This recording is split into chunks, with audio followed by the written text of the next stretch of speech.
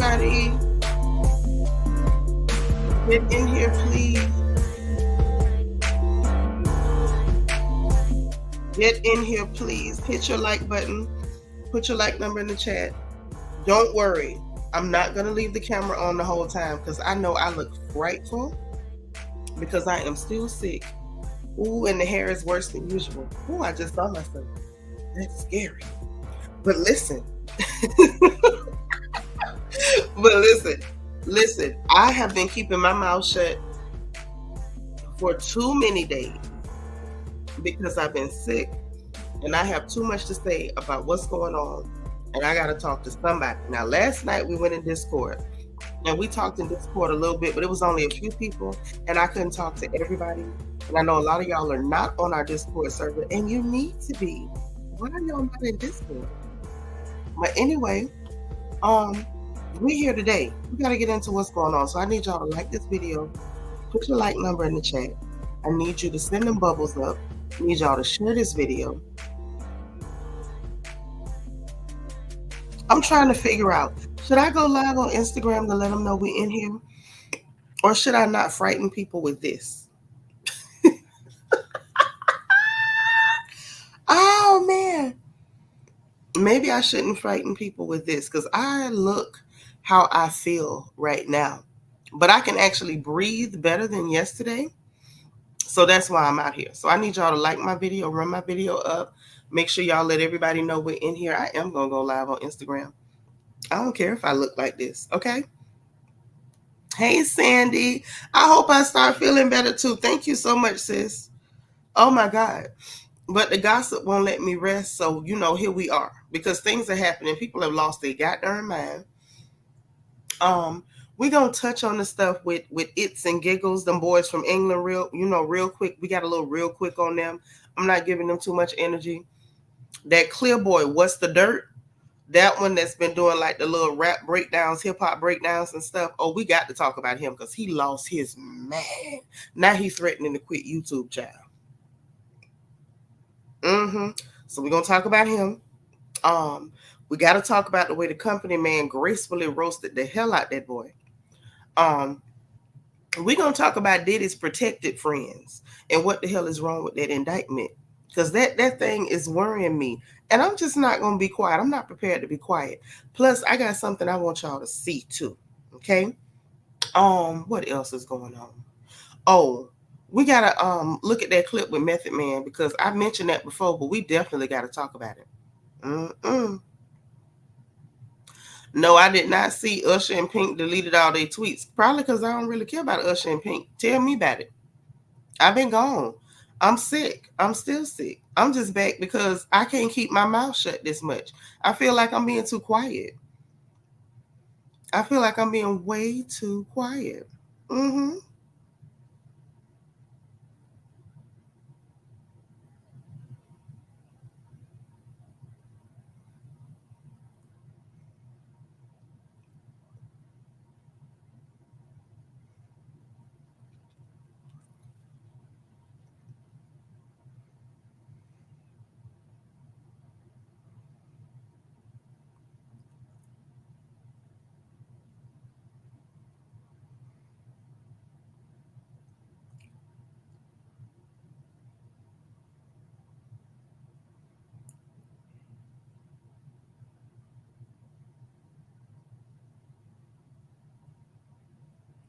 Oh, wow.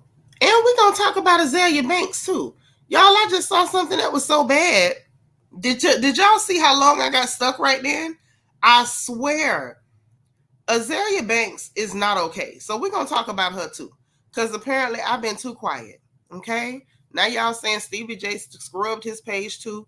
Let me greet everybody before I go hollering at people on Instagram. Instagram just stuck me. So let's do this, okay? My beautiful Bianca is here. Hey, boo. Good morning. Good afternoon to the people on the East Coast. I know she's on the East Coast, so good afternoon. Fatima. Hey, Bookie. How are you? Y'all hit the like button. Miss Sparkle, our resident Mary Kay lady, is here. And let me just tell y'all, get your Mary Kay, okay? If you need it, holler at her. Let us know in the chat. We'll put the link. This hint of mint balm has helped me because I've had horrible fevers and my lips were trying to chap. And if not for this tube right here, I wouldn't even be able to talk to y'all without my lips splitting open. So make sure you get your Mary Kay today. Thank you for being like number 2. All right, Too Feisty is here, girl. She's like number 5. Thank you. Hey, sweet beloved. How are you? How are you? Oh, I also want to let y'all know Miss Sparkle be backing me up on everything. My sis be having my back.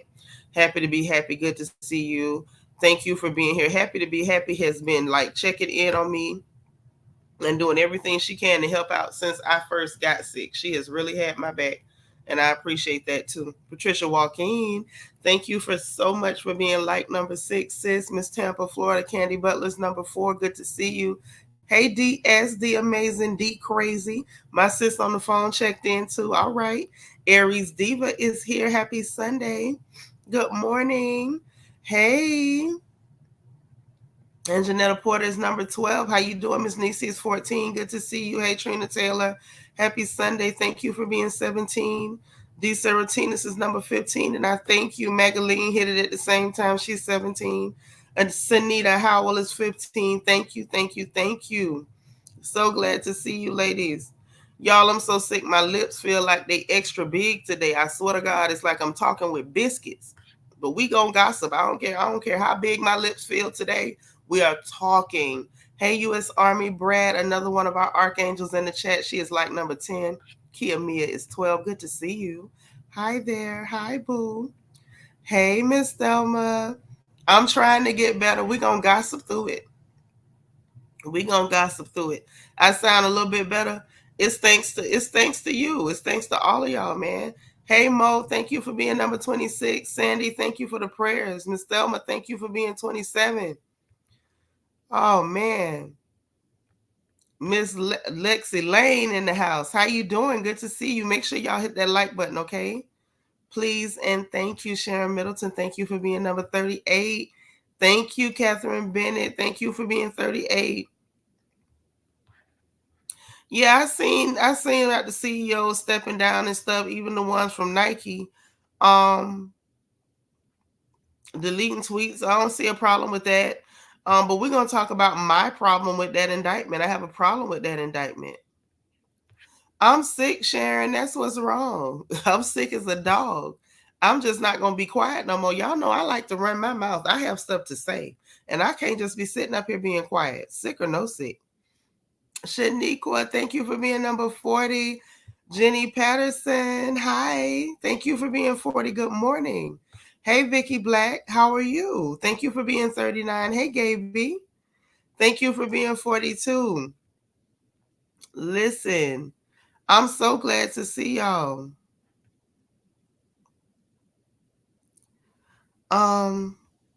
Let's get this done. I need to jump on Instagram real quick, let these people know we're in because we want everybody in. Because I'm trying to feel better. Oh, wait, Sharon you got a career change. Wait a minute. Not the newest resident hall director of Hampton University. Excuse me. I need y'all to spam the chat and tell our good sis Sharon Middleton, congratulations. Congratulations. I would sing to you, but I'm sick and you wouldn't like that. Okay. So let me go live really, really quick. And let everybody know I'm live. Y'all, this is bad. Ooh. When I look at the phone screen, I can see myself even better and I look horrible. But the gossip don't stop. So let's get it. I'm doing it too. This should let y'all know I am committed to gossip, okay? Hello. Let me see who's online. I don't want to miss nobody, but yes, so congratulations to Sharon Middleton and Cool Gamer. Hey, always cool, always in the building. Make sure y'all hit the like button. And Bianca's reminding everybody, make sure y'all get a copy of my book, Little Girl, Big World. This is a survival guide for girls leaving home for the first time. We do want our daughters and nieces to be safe from the Diddys and the Drakes of the world. So be very, very careful. Make sure every girl you know has a copy. There's my beautiful niece. I love you, gorgeous. Thank you for being number 44. Hey, Candy Butler. Hey, girl, I missed y'all too. I missed you too. You're so lovely. I've been sick. I've been over here. Like literally, if I lay down, my whole face in here gets congested. Like it feels like somebody has put baseballs inside my face and they're pushing out. Like it's very painful, super painful. Aries Diva, I am committed to the gossip. I mean this gossip. Mm-hmm. Hey LJ, what's up, sis? But for real, that's kind of where I am with it right now. I want. Oh wow. Okay, hold on. My sis Leah Aries sent a cash app. Let me send a heart back. Thank you, sis. I know she's not on yet. She said she'll be home. She'll be on when she gets home. So thank you for doing that, sis. That was super sweet.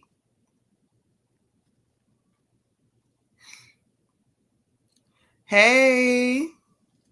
Listen, we live on YouTube. We gossiping about everything that's going on over with What's the Dirt, with the Company Man, with Diddy, the Indictment, with Azealia Banks and SZA, and everything else. So come over to the YouTube channel because we live over there right now. Okay? Come on over. Come on over. I'm sick. That's how I'm doing. I'm sick. Like all up in here is congested, but we're live. So come over. Come over. Sick or no, we're gossiping today. Okay? And anybody else who catches us on the replay, come in, come over. We're here, okay?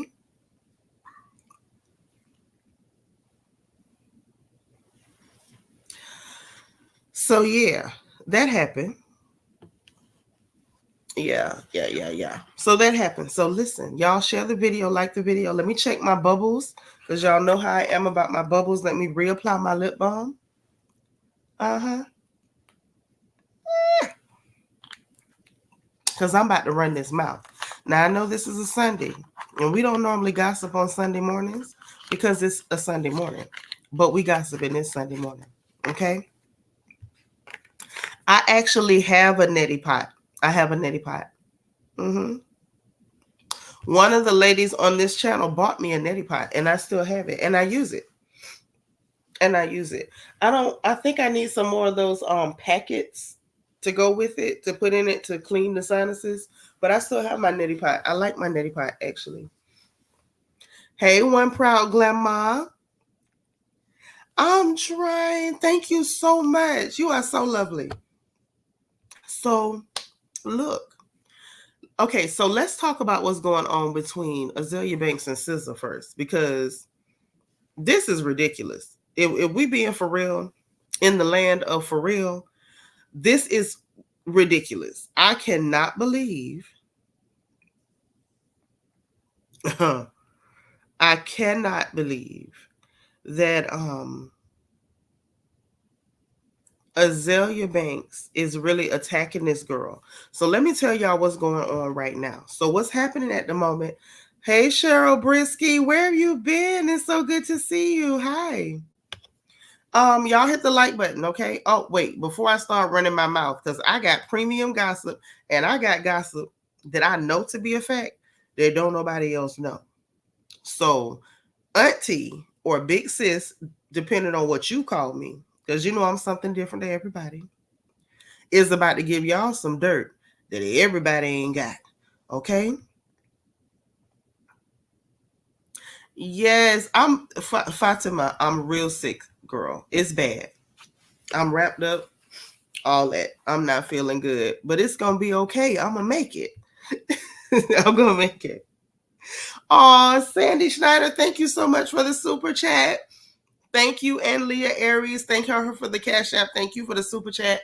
I appreciate the support, sisters. I love it. Cheryl, thank you for being like number 52. Let me check my bubbles now. I love you back. Let me check my bubbles now, because I need to make sure I got bubbles popping around here and everything, because I'm about to give y'all some dirt that y'all can't get nowhere else, baby. I don't even care if you repeat it, because I know it's the truth. This ain't one of them I'm guessing, I heard. I'm telling you what I know to be a fact. And baby, precious darling loves. No, Trina, ain't no whiskey helping this. I'm sick for real. So thank y'all so much for hitting my engagement button on the bottom right hand side and sending my bubbles up. Make sure y'all are greeting everybody.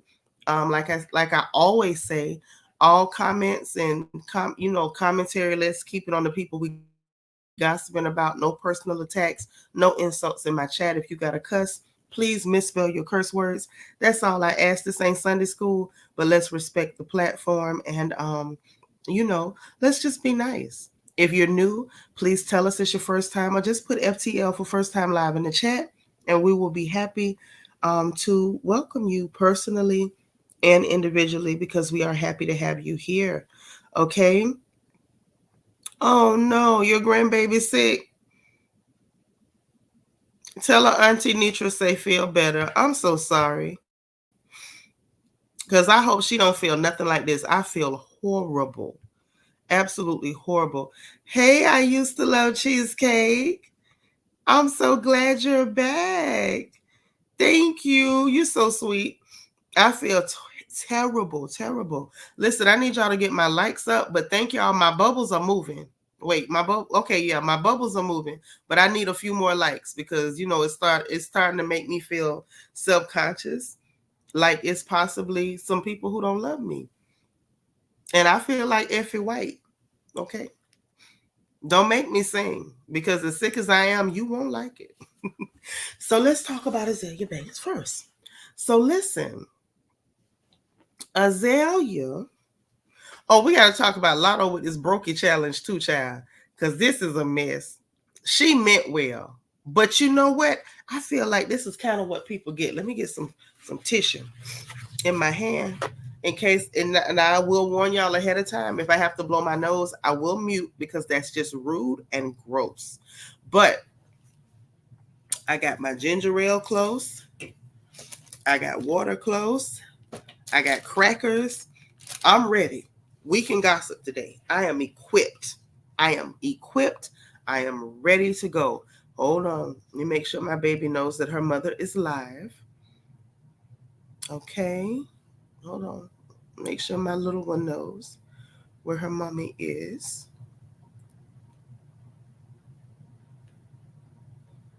Okay. There we go. So this is the thing with Azealia. So listen. Azealia Banks. Y'all, that is one miserable girl. She really is. Let me tell y'all what's going on with her. So she is online. Hey, Vanessa Marshall. Welcome. Hello. Is this your first time here? If so, welcome. If not, welcome back. Okay. I'm just not sure if I remember that name. What's up, Best IBK? Hey, now, happy Sunday. So listen, that girl is miserable. So now she's attacking SZA. Now this is where the gossip is about to get good. Not from Azalea's side, but I'm gonna tell you what I happen to know about Miss SZA. Okay. Now Azealia just out of the blue is attacking this girl. Hey, Miss Jones. She say SZA is really such an ugly person for having RZA on her album after asking me to be on it. Me politely and honestly declining after news of him trying to pimp me out to Russell Crowe broke.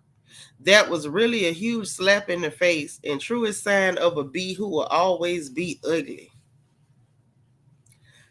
She say the news broke, y'all, but that's some news I ain't never heard. Ashley, I am sick. I've been sick for days. Where have you been, my love? Thank you for being like number 64. Okay. She says, sis can get all the procedures in the world. She'll always be that insecure butt I guess whatever the other word is, Muslim girl from New Jersey with the big chin and the gay husband. Cursed with a lifetime supply of fresh out of the booty hole, you know what, in her mouth for eternity. I said, wow, Azealia. So now let me ask y'all, because I don't remember a story breaking about RZA trying to pimp her out. I ain't never heard that. I never heard that. Tupac say, Nitra, you wait, hold on. She said, Nitra, you ever never heard about the big melee between her, Russell Crowe, and RZA? No, no. Would you like to hit the link and come tell me what is going on between her, Russell Crowe, and RZA? Okay. But we're going to talk about everything. We're not going to talk about it from one direction. We're going to talk about everything. When I say everything, everything. We're going to talk about all of it. Come on, tell me what's going on. It ain't got to be you. It could be anybody that know what's going on. What was the melee? What is the melee? Yes, I want you to. Talking about if I want you to. Girl, come on up here. You got bronchitis. I'm sorry. Feel better, baby. Aries Diva said, I heard a story like that, but I don't remember it all. Yeah, I don't know nothing about that. Miss Jones said, I remember she said that the DJ did something to her. So was it the DJ or was it RZA? Fatima said, yeah, he did, then did nothing when Russell Crowe manhandled her and threw her to the ground and spat in her face. So the DJ did something to her, and then Russell Crowe attacked her, and then she said the RZA just watched while that happened and didn't help her. Hey, Blind Beauty, what's happening? Azealia say, Azealia embarrassed someone at a party given by Russell Crowe. Oh, she embarrassed somebody. Hey, boo, what's up? Hey, so the story with that goes that RZA took her to a party. At Uh-huh. the party, Russell Crowe made a lot of like racist comments towards her, and she felt that RZA didn't protect her as a black woman. So he was calling her all type of N's with a hard R at the end. Just her. Just her. Who else I said think that they happened? went. Nobody said that happened, but RZA did come out and apologize. But that was For like not years. protecting Yep, he RZA from Wu Tang came out and apologized about the situation, but that was like years after that it happened. her. Okay, okay. So years after it happened, he apologized for not protecting her. Yeah, How did it morph into pimping her out? I think that she went into a room with Russell Crowe and they were there privately, and he was trying to like like approach her inappropriately. So he went from trying to approach her inappropriately to calling her the nig with the hard ER. Mhm. Yeah, it was one of those Hollywood party. You know the ones we always hear about lately. Those Hollywood Them parties where the nasty stuff go parties. down. Mm-hmm. Yeah, Yeah. and she was saying that she didn't know because she was working with him for this movie she did. And he was supposed to be like EP in the soundtrack. And, you know, she's an artist, Okay. so it was like, oh, you want to come to this party? It's gonna be Russell Crowe. So she's thinking this opportunity to, get more gigs in Network. Hollywood. So Yeah. when she gets there, he thinking she about to sleep with him. Azealia is Azealia, so she got a big mouth, and that's when it turned into like all the racist comments. I mean, this is all allegedly. This is what the people said happened, That's what and she her. said. Right. Yes, I think it was one or two other people that kind of confirmed that he was saying some racist things too, but it didn't Mhm. make a big splash because he's Russell Crowe. And A- she was And like, she's at one Azealia point, she Banks. put up a, oh, I'm sorry. At one point, she was saying she put up a big enough fight to the point where he spat in her face. And the RZA saw all of this happen and he never said anything, never tried to protect her. And her whole thing was, well, I'm working with you. We're supposed to have this, working relationship. And as a black man, you don't brought me to this party and just let the wolves loose on me. So she always suspected that he brought her there to pimp her out, or like the things that we hear. Um, and he Okay. So that's how she arrived at that. So now she yes, mad since y'all talking with Auntie. So yes. now she mad because she say SZA, Lil Solana, got RZA on the album, but she know that girl called herself SZA because he's RZA. Like that's where she got her name from.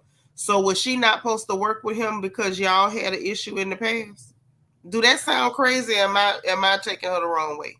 Because it's Azealia. That's why I said what I said in the comments. Because it's Azealia, I Hmm. know she would get mad about that. Like, oh, you gonna ask me and him to be on the same album? Is it unreasonable? Yes, but it's a it's typical for her. So SZA actually got a name and she popping.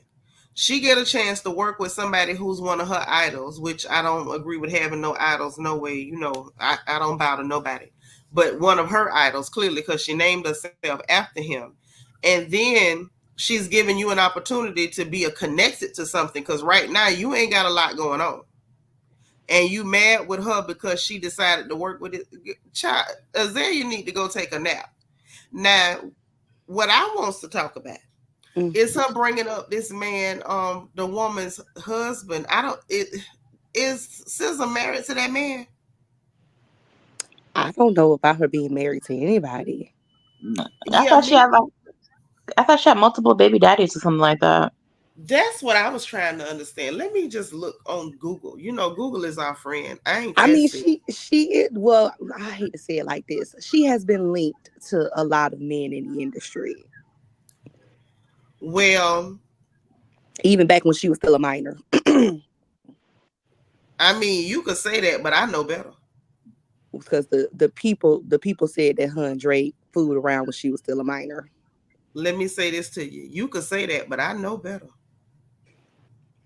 When Auntie say she knows something, just I'm listening. understand. I know something. I'm listening. Look at If you Auntie Girl. knew, Yeah, we're listening. if You see only what I you said? The knew. people say, the people. Let me just tell you, okay?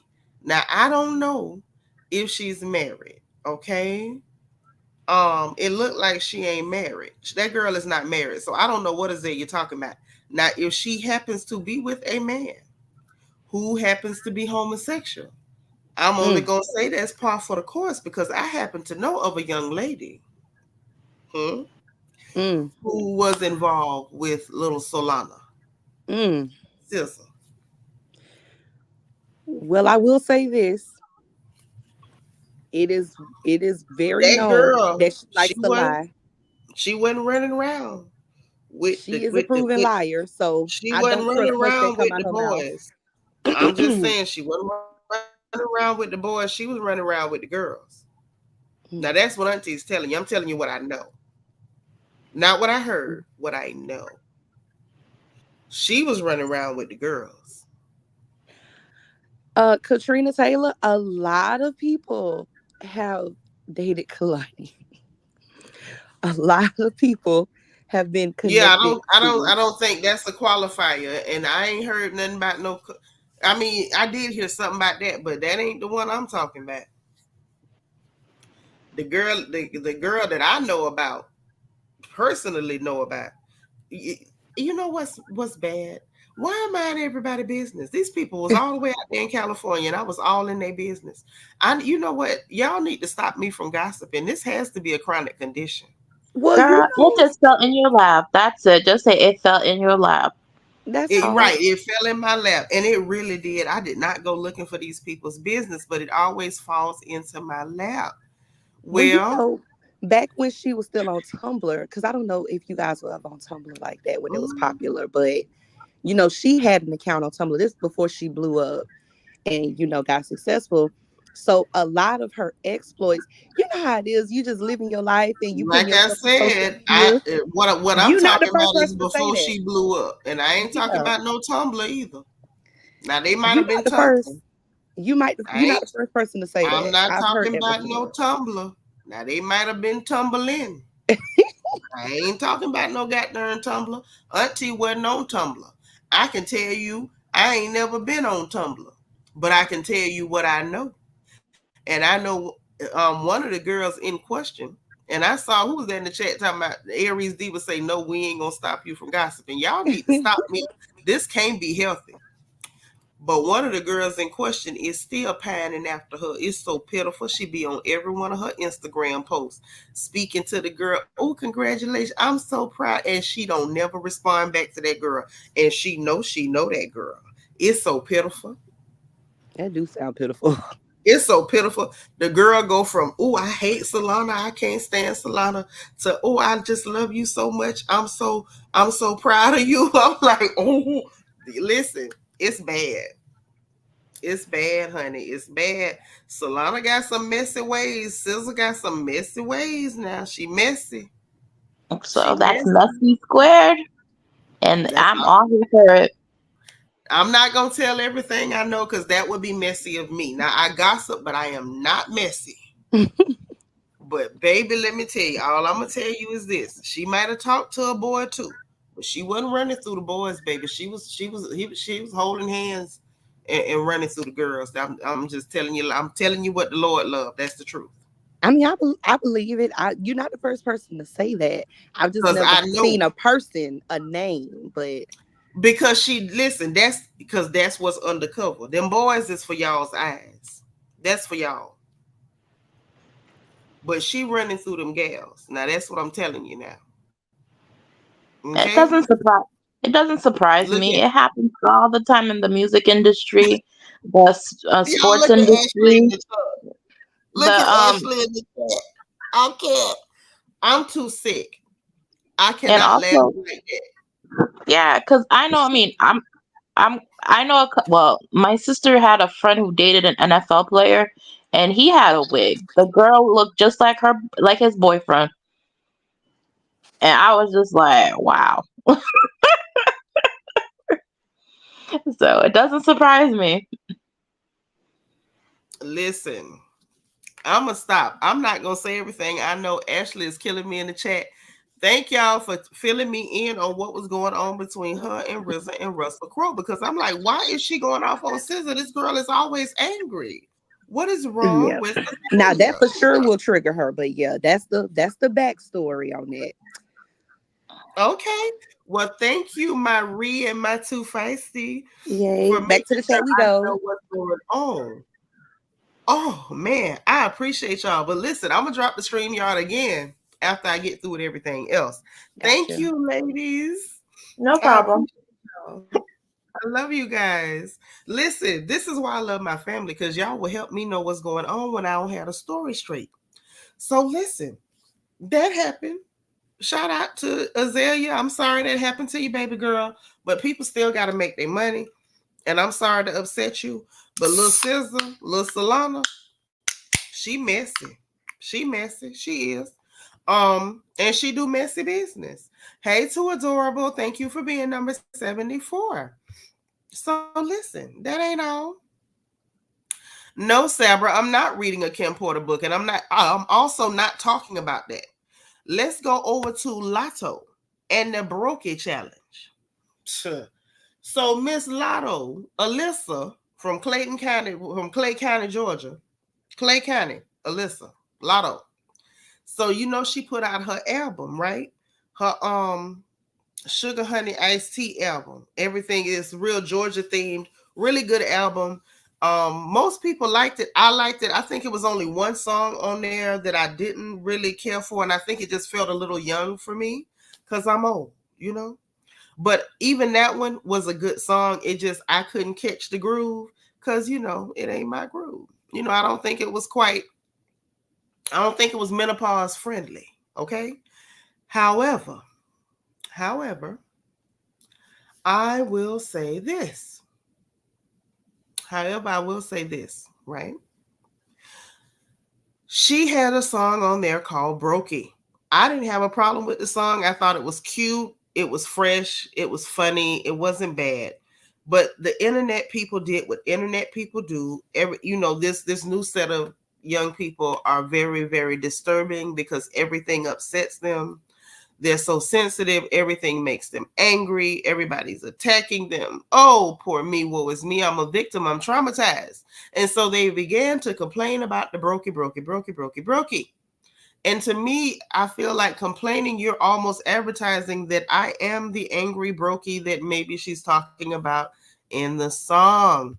Hey, you are dreaming right now. How you doing? Thank you for being number 76. Y'all run my likes up. So we got about 20 people that don't like me, and I'm gonna do something about that in a minute. I'm just letting you know. I'm gonna do something about that in a minute. Okay. But listen, so they started acting up. Latto being Latto, hey Divine, she took it on herself to say, I tell you what, I'm gonna do a Brokey challenge.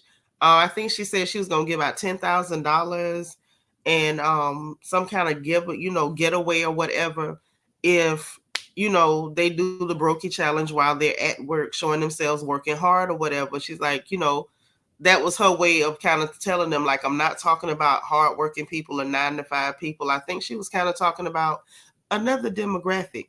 Well, there's one young lady who did the Brokey challenge while at work. Wasn't a good idea. We're going to take a look at her too, since she was stupid enough to do it. And apparently now we blaming Latto. And I'm not understanding. Like, y'all got yourselves into this by thinking you can control everything that people say and being overly critical about every piece of music that comes out when it comes from anybody that you consider black. Because everybody ain't considered black. But the people you actually consider black, you're hypercritical, everything's a problem. And so then now that you've done this challenge, this young lady was working at the Waffle House and ended up losing her job. So let me share this screen, honey. Look at this. Look at this fool. Turn your sound up, y'all. Turn your sound up. Let me put my face at the bottom. There we go. Look, y'all. But I just got fired because of that video of Big Lotto's challenge. Yay. I'm glad I put 6 years in a company that would fire me and literally a day of posting one video that harmed nobody, that everybody was actually literally rooting for and happy about, but whatever, smart decision, smart move, And then they put me on, it's called like an EFR list or something. Basically, I can never get rehired again. They will never rehire me again. Okay, thanks. 16 to 22, thanks. All the bullshit I deal with, thanks. So y'all saw that. She's very upset. And I understand why she's upset, because first of all, she's upset because she stayed at a Waffle House for 6 years. Okay. And I feel like, don't laugh at me, but I feel like it was the work of the Lord for you to get fired, because baby, you didn't need to be at no Waffle House for no 6 years in the first goddamn place. Now, people on social media, it's kind of like mixed reviews. Some people blame, hey Queena, thank you for being 86. Some people are laying the blame on Latto. Other people are, saying you didn't need to be there anyway, like I am. But it begs the question, is this really true, or is she doing this to win the challenge? If someone else wins, is Latto gonna kick you some cash? And then it begs the deeper question, why do y'all put so much stock into social media? Like, you can't live your life through social media. If you know you working at a job that don't really play like that, why would you take a chance on losing your livelihood for a social media challenge that you might not even win? Right. You're dreaming right now. I heard about that too, about them stealing wages from employees. And they've done it before. This ain't even the first time. So you working at this place that oftentimes take advantage of employees, and you let social media tell you to do a challenge that you might not win, trying to get $10,000 or at least get attention on the internet, from a celebrity, or to be caught up in some internet trending bull crap. And what about your rent? Ain't your rent due? Ain't your rent due? And it's sad, because when you look at this video, you can tell she looked like she 1 second from crying. She about to cry, poor thing. And why the hell was you? I still want to know, why the hell was she at Waffle House for 6 goddamn years? Ain't that many waffles and hash browns in the world? And don't you have to know how to fight to work at Waffle House? Baby, if you've been fighting for 6 years, why don't you get you a job doing MMA or with Bellator or something, a World Wrestling Federation? Why are you still at the Waffle House? I personally, I feel like it's a blessing in disguise, but I think this is a cautionary tale in my humble opinion, because what are you doing? And this is the challenge. So they up in there, they doing the thing, they doing the video. Apparently it was more than her in the video. All of them was just having a good time doing the video. But she said she got fired. Now, she didn't mention nobody else getting fired, but they was all doing the thing. All of them. So this is that's basically what she got fired for. But yeah, apparently we need to do something different as elders to make sure these children understand that social media is not real life, and don't go jeopardizing your job for no Brokey challenge that you may not win. Okay, this was not worth it. Ashley says, sadly, auntie, people my age think they can bank off a viral video. It's a disease. Telling you. It must be like gambling. You know, like the racetrack. Like if they ever win, you just keep going, or you see somebody else win and you keep thinking, this time it's going to be my turn. Yeah, it gives they were looking for a reason. Hi, Terry. I'm so glad you're here. Welcome. Listen, everybody in the chat, I need you guys to spam the chat with the word welcome for Terry. Welcome, girl. We're so glad to see you. Don't let this be your last time, okay? So look, that's that on that. But we got to talk about y'all's friend Diddy. Puff Daddy. Sean Combs. Mr. Nasty Man. And I want to talk about I want to talk about this indictment, everything that's wrong with it. What the hell they hiding? Hey, Tasha Talks, welcome to you. What they're hiding and his protected friends, because to me, I feel like there's a clear line in the sand about who we're supposed to be targeting and who is off limits, who is cannon fodder for internet gossip and conversation, and who we're supposed to leave the hell alone. I feel like there's a clear line in the sand. I think they're making it very clear who we're supposed to speak to and not speak to. Thank y'all so much for welcoming Terry to the chat, guys. I appreciate that. I really do. But I'm going to just prep this and pull this up. And it's something else that I really want y'all to see. Something else I really want you guys to see. Hold on.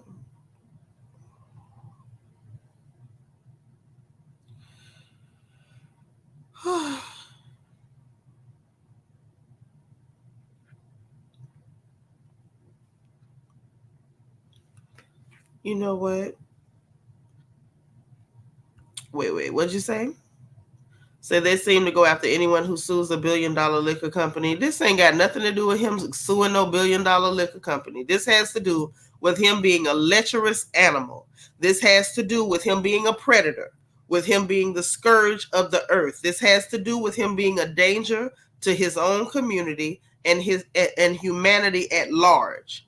That is why he is in trouble. It has nothing to do with him suing a liquor company. And I'm going to tell you up front, we're not going to start this stuff. And I know y'all like to do that. When it's black men, we got to pretend like, oh, somebody's trying to bring them down. The man is not bringing them down. This Negro brought himself down. The minute he decided that it was appropriate to victimize, target, and abuse women and children, because I'm going to be very honest, I do not care about male sex workers. Let me say that one more time with my congested nose and my sick voice. Listen carefully, okay? Focus in on my pale, sick face. I do not care about male sex workers at all. I don't.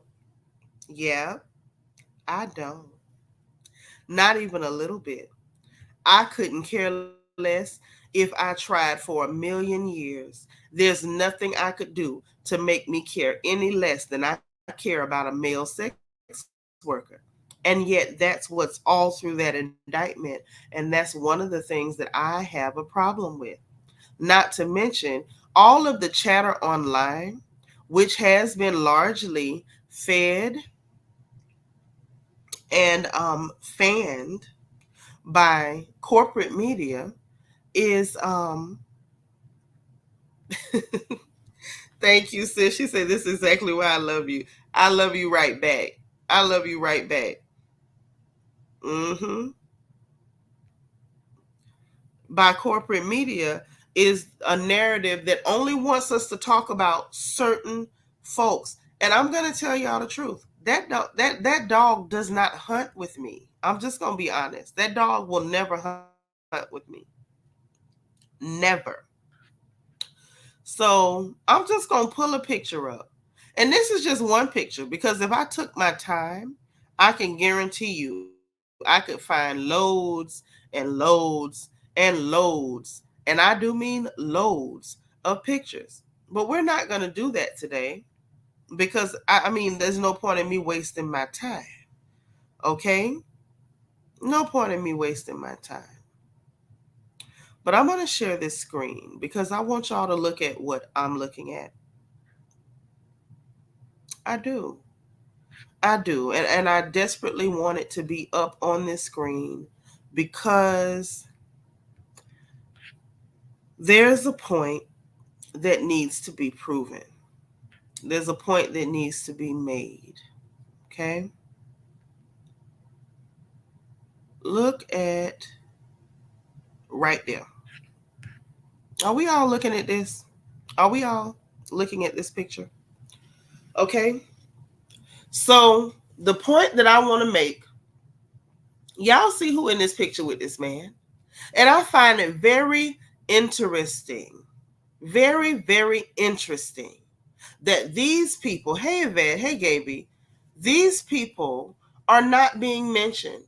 Why haven't I heard Leonardo DiCaprio's name? Why haven't I heard, these people's names who've been at these parties? The Hollywood elite have been hanging out with this man.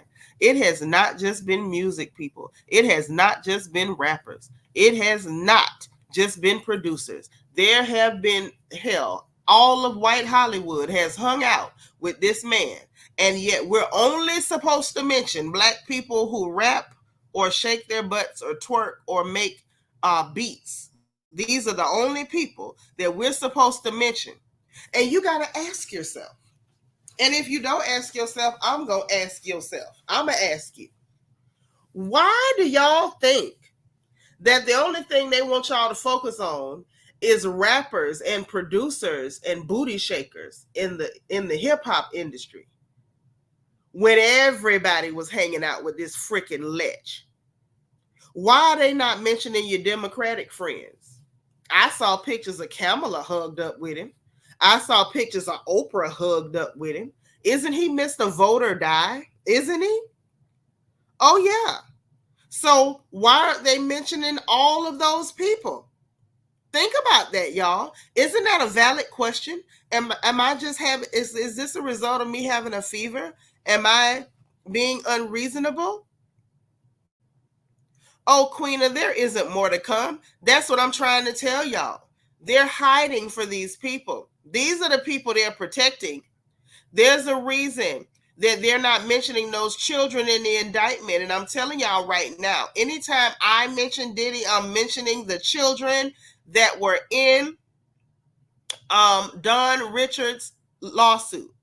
Every single time I mention Diddy, I'm going to mention the children that were in Don Richards' lawsuit.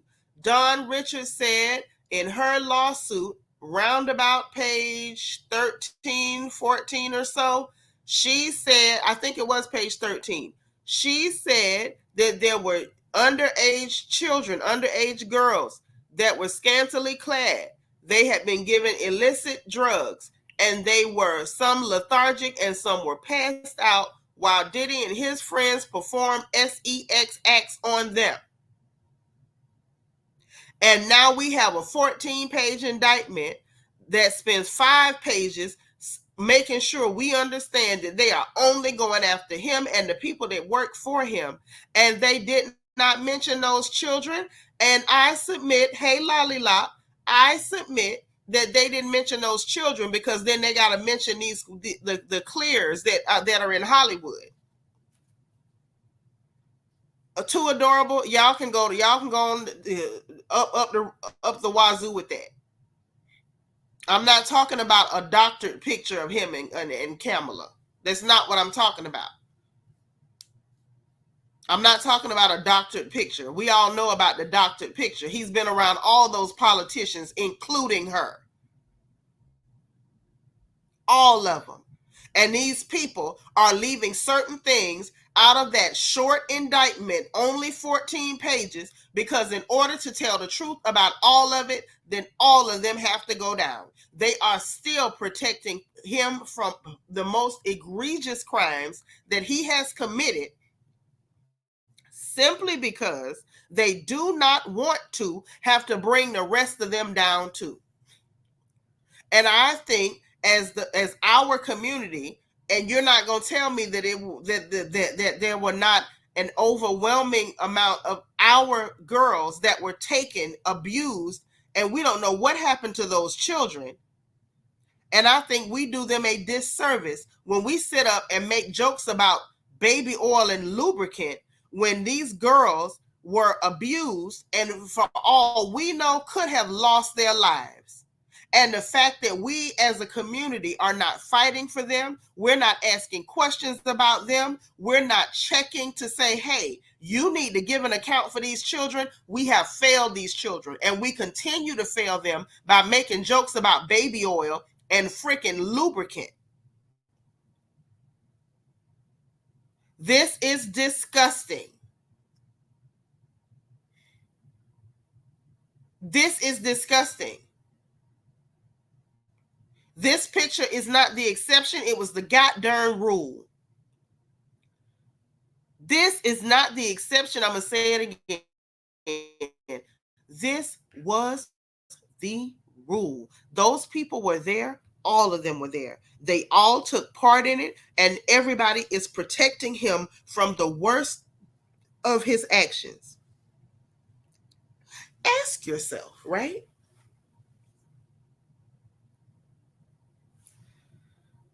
Why had everything been so carefully planned? This man had moved back to New York because he was working with them. He was planning to turn himself in leisurely. He's hanging out in Harlem. He's hanging out at Washington Square Park. He's hanging out taking pictures with fans. He's chilling on the block. He paid off a $50 million house so he could try to use it for leverage, for bail, and all this stuff. And the only time that they were perfectly okay working with him, like no, everything was fine until Dawn Richards' lawsuit came out. Once her lawsuit came out, and some of us started asking questions about those children, then magically we get theater, curtains, and scene. Big production. Oh, we snatched him up. Oh, we got him. Ask yourself, when the hell have the feds had a partnership with TMZ? Ain't none of y'all asking this question? Since when have the feds had a partnership with TMZ? Sounds to me like Hollywood and the feds are working together because they're saving somebody, doesn't it? A whole lot of somebodies.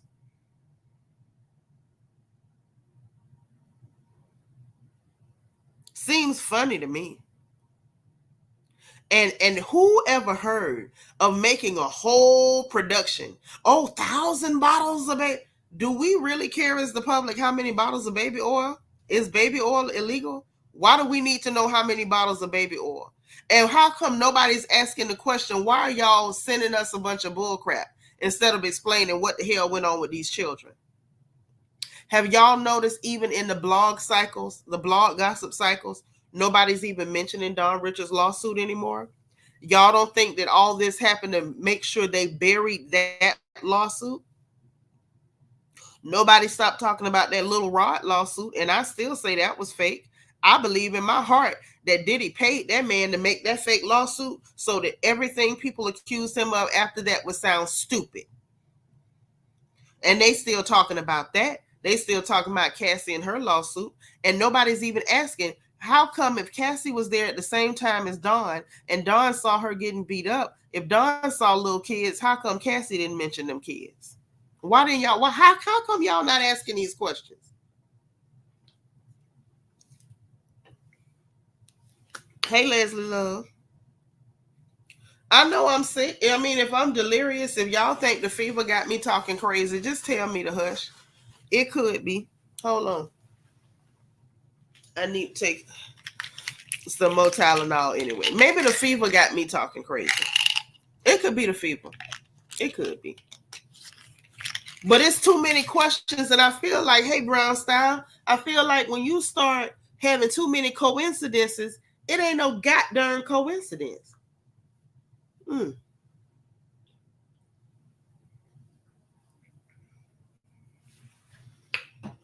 But maybe that's just me. Maybe I'm tripping. Maybe I'm tripping. You say people are asking these questions, just not a lot of folks. No, just not black folks. Can I be real? Because I'm too sick to fake it. I'm embarrassed and I'm disappointed in black people in this hour. Right. Hey, Ashawn Cole, thank you so much. Are you new? If so, put FTL so we can welcome you. If you're new, welcome. If not, welcome back. I'm glad to have you. You're dreaming right now said nobody's talking about her lawsuit anymore or children except what happened to Bieber and Usher. Right. It was like immediately move to something else. Talk about something else. Hurry up and put your mind on something else. Oh, y'all, it's Ashawn's first time live. I need y'all to spam the chat with the word welcome. I ain't that sick. Make sure y'all spam the chat with the word welcome. Listen, it's some stuff going on. So let me do this because I need y'all to see something. I'm going to share the screen. This is fair use. I just need to play a clip of something. Y'all need to see this because this is why they're covering it up. Okay? This is why they're covering it up. I promise you. Promise you.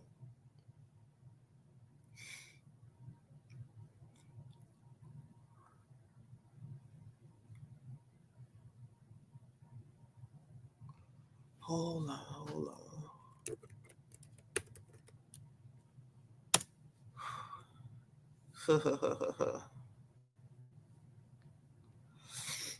Excuse me, guys. Y'all forgive me. I know I look rough. I'm going to do better. Give me a few days to get it together. I promise I'm going to do better. Oh.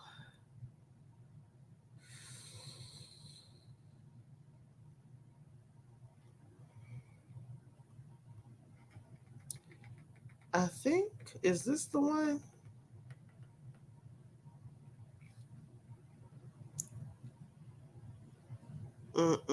That ain't the one. Where is it?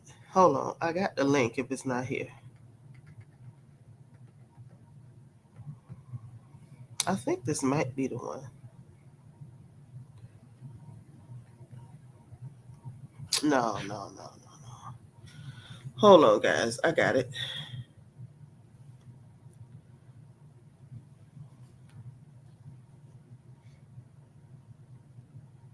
Golden Life, thank you so much for the Cash App, sis. I sent a heart back.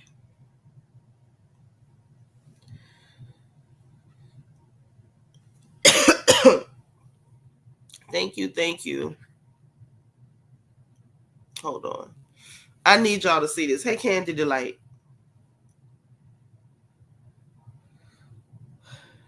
Yep, it's all of them. It's all of them. They are really disgusting people. They are disgusting. But wait till I show y'all this. Just hold on. I ain't fooling you. This is what I think that they're really trying to cover up. This is what I think they're really trying to cover up.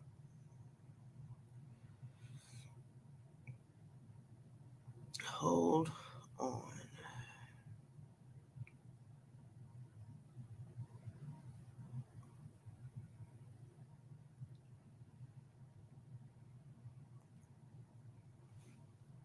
I had to send the link to myself because y'all got to see this. No bull.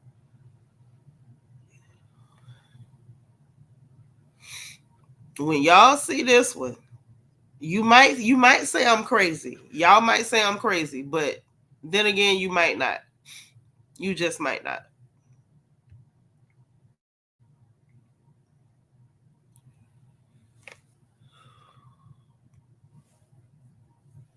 I don't know why my emails are going so slow today.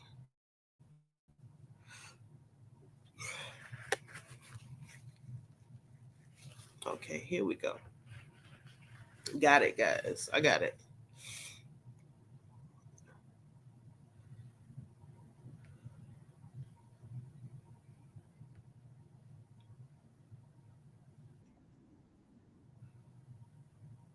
Okay. Okay. Hold on.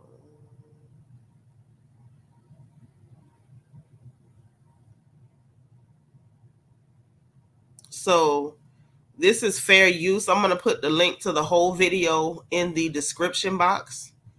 I snatched this from Redacted. I just want to play a portion of this video that I need y'all to see. Just a portion.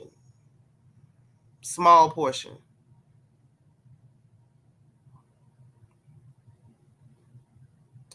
I'm just pausing it right at the point that I need y'all to check. Okay, here we go. Let me share the screen. Hey, Debbie Garcia, thank you for being like number 115. I appreciate y'all so much. Thank you so much. Okay. Nah, too adorable. This ain't got nothing to do with Epstein. This got everything to do with him. He was doing his own dirt. He had his own arrangement doing his own dirt, and I'm going to show you. So watch this screen. Y'all excuse me.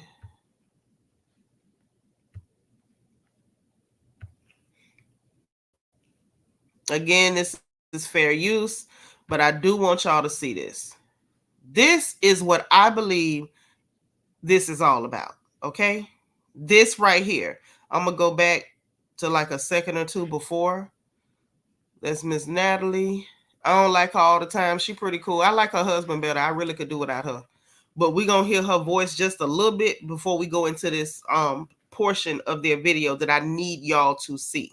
Okay? So please lock in, fair use, pay close attention. I'm going to tell you right now, and I'm going to ask you, empty out every ignorant Negro thought that we have been filled up with in the last few weeks about baby oil and who's gay and lubricant and a freak off. Get that out of your mind. Think about these children and pay close attention to what you're about to see. Hey, Miss Knox, pay close attention and turn your sound up.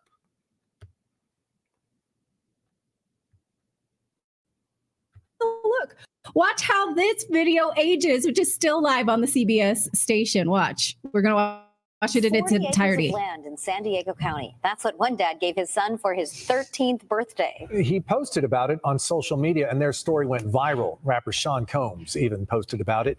CBS 8's Anna Laurel went to Boulevard. That's about an hour east. Sean Combs even posted about it. Listen now. Of our newsroom to see what they're going to do with all that land. We're not just out here in the middle of nowhere. Look how close we are to the border wall with Mexico. Now, when we were driving out here, all I saw were a bunch of boulders and a few trees. But when Fahim Muhammad came out here, all he saw was potential. We see clear space that we uninterruptedly we can. These mushrooms make you feel better. Oh, Lord. They increase focus and energy. I love the ad revenue for everybody, but it's so annoying. nature. Yeah. You know what I mean? Uninterrupted. Growing up in the city, a congested city like LA, when we're out here, I mean, it's totally different. Fahim Muhammad bought 198 acres out here in Boulevard to get away. It's real quiet. The border wall is right behind them, you guys. The border wall. He lives in Los Angeles and runs a real estate business that buys and rebuilds properties in the south side of Chicago.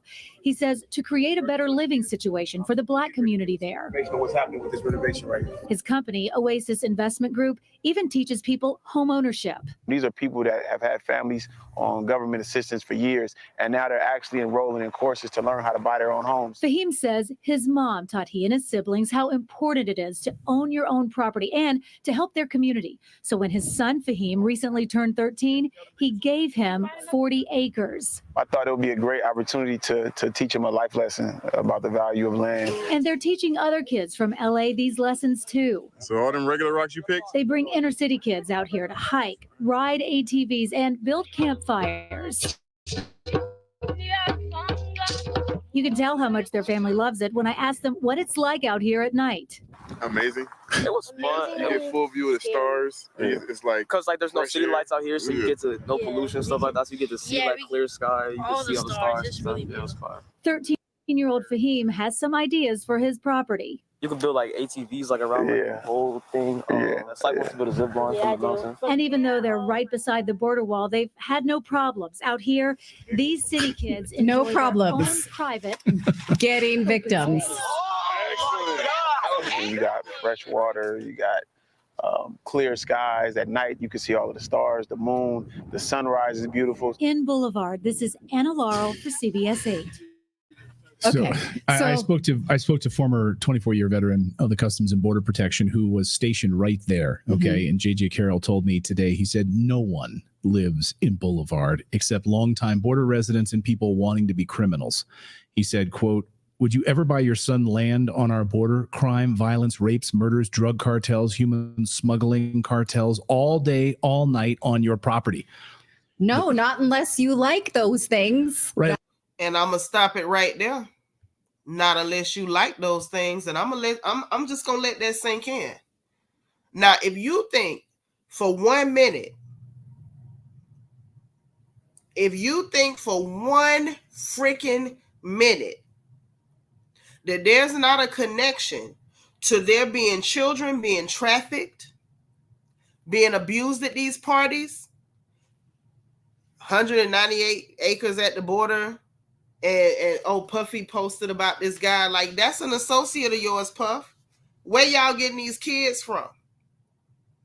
Where y'all getting these kids from? Is that why you was telling us vote for the Democrats to die? Because you wanted that border back open so you could have access to children again? Is that what was going on? Huh? If y'all think for 1 minute that them not mentioning those children and that indictment was very much because of what we just watched and everybody who's involved with making that happen, you crazy. You crazier than I am sick. They are very much hiding what's going on. They're hiding it. Oh, there's more footage of kiddie camps at the border, where the smugglers, the Hayterra Hill, the human smugglers, literally have camps of nothing but young children. There were children's jackets, underwear, socks, shoes, Pampers, formula, nothing but children. They were smuggling groups and groups and groups and groups of children. Where you think them kids going? Where y'all think Puffy getting them young kids from? Why are there no children on the indictment? Ask yourself who they're really protecting. Ask yourself, who are they protecting? Because it's not us. It's not us. Y'all better wake up and stop letting these people sell y'all stories about baby oil and lubricant. I don't care nothing about no baby oil. And part of me wants to cry and die on the inside when I see Black people making jokes and cackling about this man who has been victimizing and preying on children. there are little girls and boys, because Dawn Richards said in her lawsuit, do I need to read it again? Were y'all here when I read through the horrific information about that lawsuit? Were y'all here for that? If not, I don't mind reading it again, because I really want it to sink in for you that this is not a game. Definitely not a game. This is definitely, absolutely what this young woman said happened. Because I don't mind. Queen will say read it again. Ain't no biker gangs controlling that territory. You got cartels controlling that territory. You got human smugglers controlling that territory. They're not on bikes either. I'm not saying there aren't some bikers there, but ain't no bikers controlling it. Those smugglers coming out of South America are not bikers. They are dangerous animals.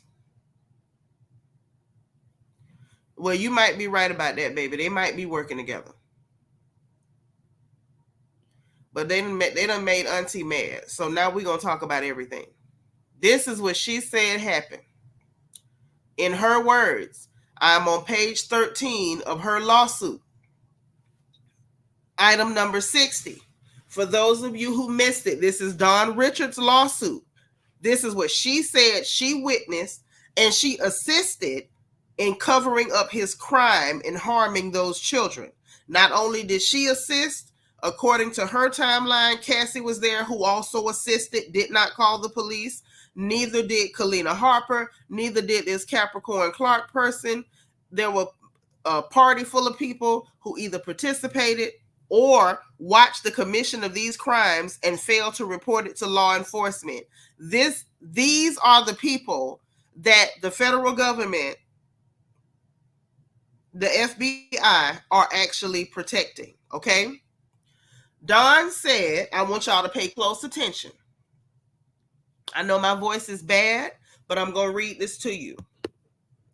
Dawn said, in or around November 2009, after the Soul Train Awards in Atlanta, Georgia, Mr. Combs flew Miss Richard and Miss Harper to his house in New York on a private jet for an after party. There were many well-known celebrities at the after party, and copious amounts of illegal drugs were being openly consumed. Upon information and belief, Mr. Combs had arranged for dozens of young women and girls, some of whom appeared to be underage, to be transported to the party. The women arrived wearing little to no clothing and were given drugs and alcohol. Many of them appeared to be lethargic or passed out, while Mr. Combs and his guests performed sexual acts on them. Miss Richard believed that her presence at the party was to test to see whether Mr. Combs could trust her. And like I told y'all when I first read this segment of her lawsuit to you, apparently he could, because she kept his secret for 15 years until Cassie got a check and she decided she needed one too. Hey, Linez. Mr. Combs repeatedly said things like, this is a buffet. Enjoy yourselves. This is what we do. This is how we party. Okay? Now, after that, we get to hear that she was allowed to leave. 15 minutes later, never called the police, no problem.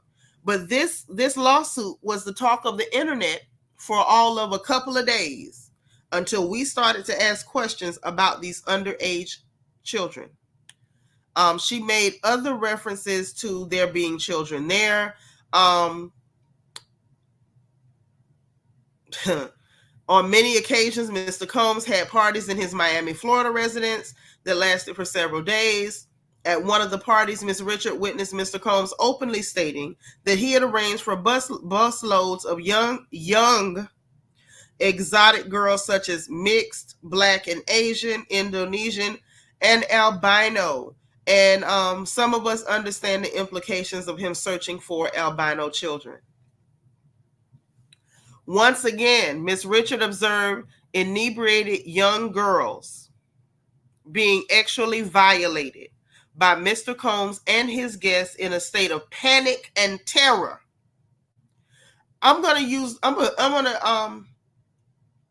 she said she was in a state of panic and terror, but I gotta ask the question, what kind of panic and terror were those young girls in?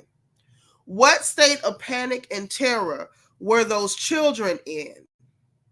And if those children are still alive and they were not eliminated,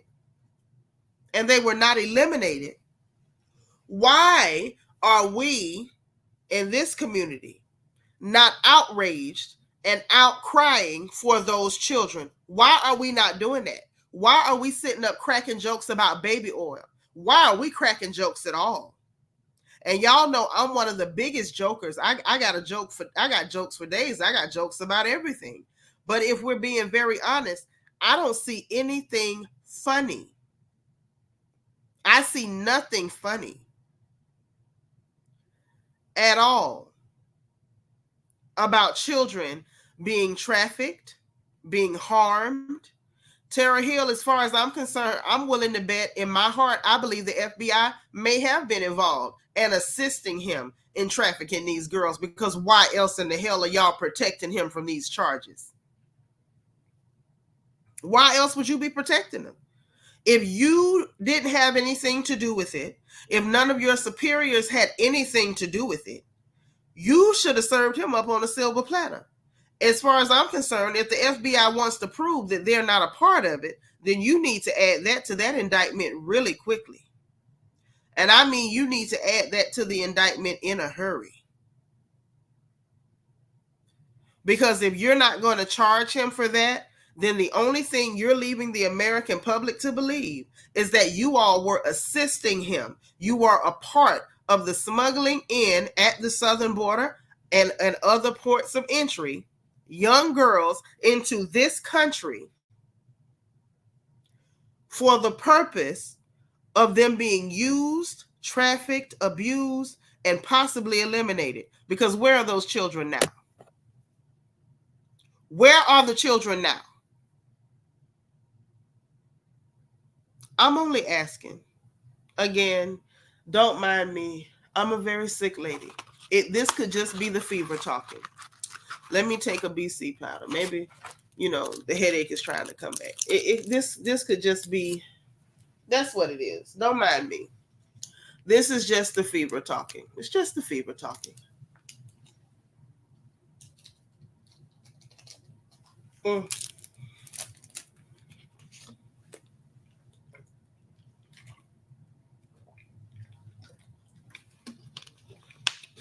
I'm just saying.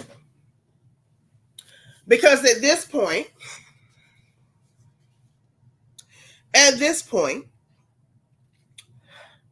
I want to know why they're so dedicated to having the border open. I want to know if the border was closed and there were billboards leading up to the southern border that said the border is closed, turn around and go back. Why would the billboards be taken down? Why would they be replaced with billboards that said, if you need assistance, call this number? Why is the border open? How come? It's given that the feds might have been helping with the smuggling of the children, because I can't think of another reason for y'all not to be charging him and asking questions about the dang children. I'm a mother. I'm going to ask questions about the children. Josie said, thank you for talking about it and pointing it out. I hate that the world doesn't give a dang about children's rights and safety. They act like they hate the kids. They act like they hate them. That's what I think. That's what I think. Sabra, we're not here to talk politics. Don't come in here with that goofy stuff either. Because I don't want to insult nobody. So don't come in here talking politics. Y'all know y'all don't want to talk truth. You want to play games. So don't do that in here. Go to somebody else's channel with that. But moving right along, I just wanted to drop that bug in your ear. I wanted to make you think. Me personally, that's all I wanted to do. I didn't want no smoke. I just wanted to make y'all think, because I feel like you got to think at some point that this don't make no sense. You got to think at some point this don't make no sense. This man has been around everybody, politicians, Hollywood actors. I think they say some of them royals from over there in the UK, in England, was hanging out at these parties. All these people, the ultra rich, were hanging out at these parties. But now we get a thin 14-page indictment with 5 pages explaining that we only going after him and the people under him. How? And no mention of the goddamn children. And I'm sorry, I know that may be enough for some people, but I'm just going to be very honest with you that that is not enough for me. I'm just going to be honest. It's not enough. It's not enough for me, and I find it very, very insulting. Okay? So we're going to move to a little bit of a lighter story. Okay? Now, this one we did grab from the Jasmine brand. And it's just a real quick, it shouldn't take long. This is just a PSA. Just a little PSA.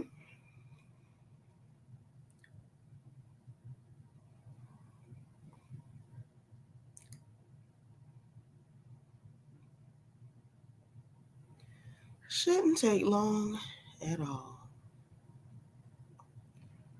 Should not take long at all. But I really need y'all to see this one. And then we're going to move to our last story of the day.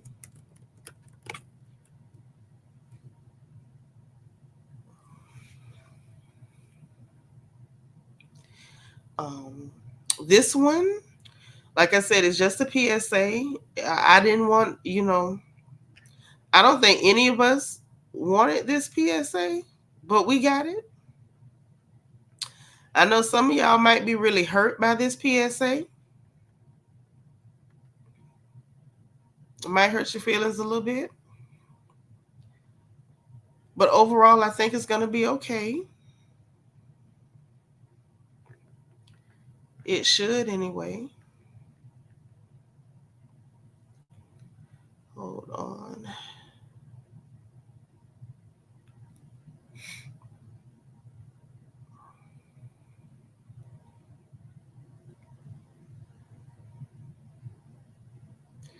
Now, you know what's funny is I think Jasmine brand, which I love her blog sometimes. I can't say all the time, but I do like her blog sometimes. But I think sometimes she moves her stuff. And I saw it and I thought it was incredibly cute. And I did want to share that before we go into our last story. Because our last story, it's got some funny parts, but it gets heavy. So I feel like we need a little jokey joke in between. Just a little something in between. Okay. Okay, I know what to do.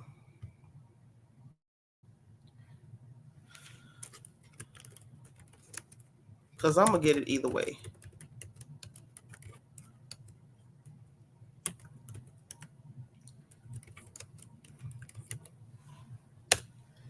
All right.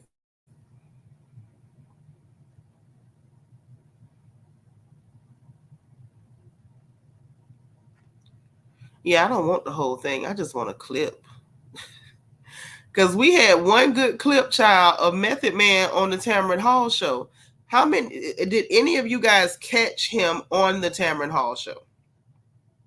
Did any of y'all catch him on there? Because I did. I caught the clip. I didn't watch the whole show. Because, I like Tamron Hall, okay, but, I can only do so much at Tamron Hall. Here it is. Got it. Got it. So let's share the screen because I want y'all to get this PSA. U.S. Army Brad said yes with 2 exclamation points. Okay, so let's share the screen, child. Let's share the screen. Let's get this PSA out of the way. This is from Method Man. Okay, so we're going to give him his respect and hear what this brother has to say. You were on the cover of Men's Health in September. Mm-hmm. There you go.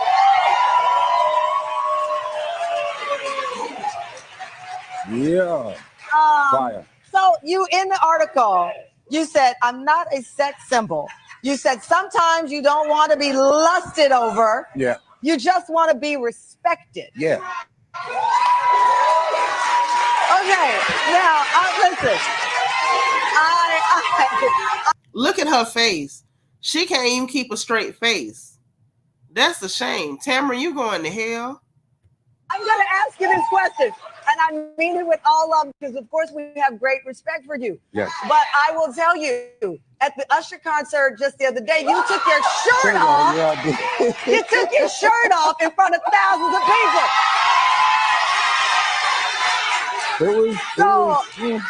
Yeah. No, he's not. Wait a minute. What? Okay, listen here. So, how do you reconcile? How do you reconcile not wanting to be lusted over, but keep opening your shirt? Well, this is the thing. Okay, what's the line? This is the thing. Now that I got it, I'm going to show it off, but it's not for that. I mean, right. I'm going to show it off while I still got it. But here's the thing, right? I love the admiration. Yeah. I love it. Does it get awkward at times? Absolutely. Yeah. Sometimes you just want to blend in with everybody else, and I'm that type of person. You can I do never everything. blend. And then she batted her eyelashes and told him he could never blend in. So this is the PSA from Method Man. I felt like it was only fair to share that with y'all. Fatima talking about her mouth watering. I just want y'all to understand. Do not be lusting over women's husbands. Yes, I told y'all that, and I meant that. Do not be lusting over other women's husbands. Don't be doing that. That's why I say, Tamron, you going to hell.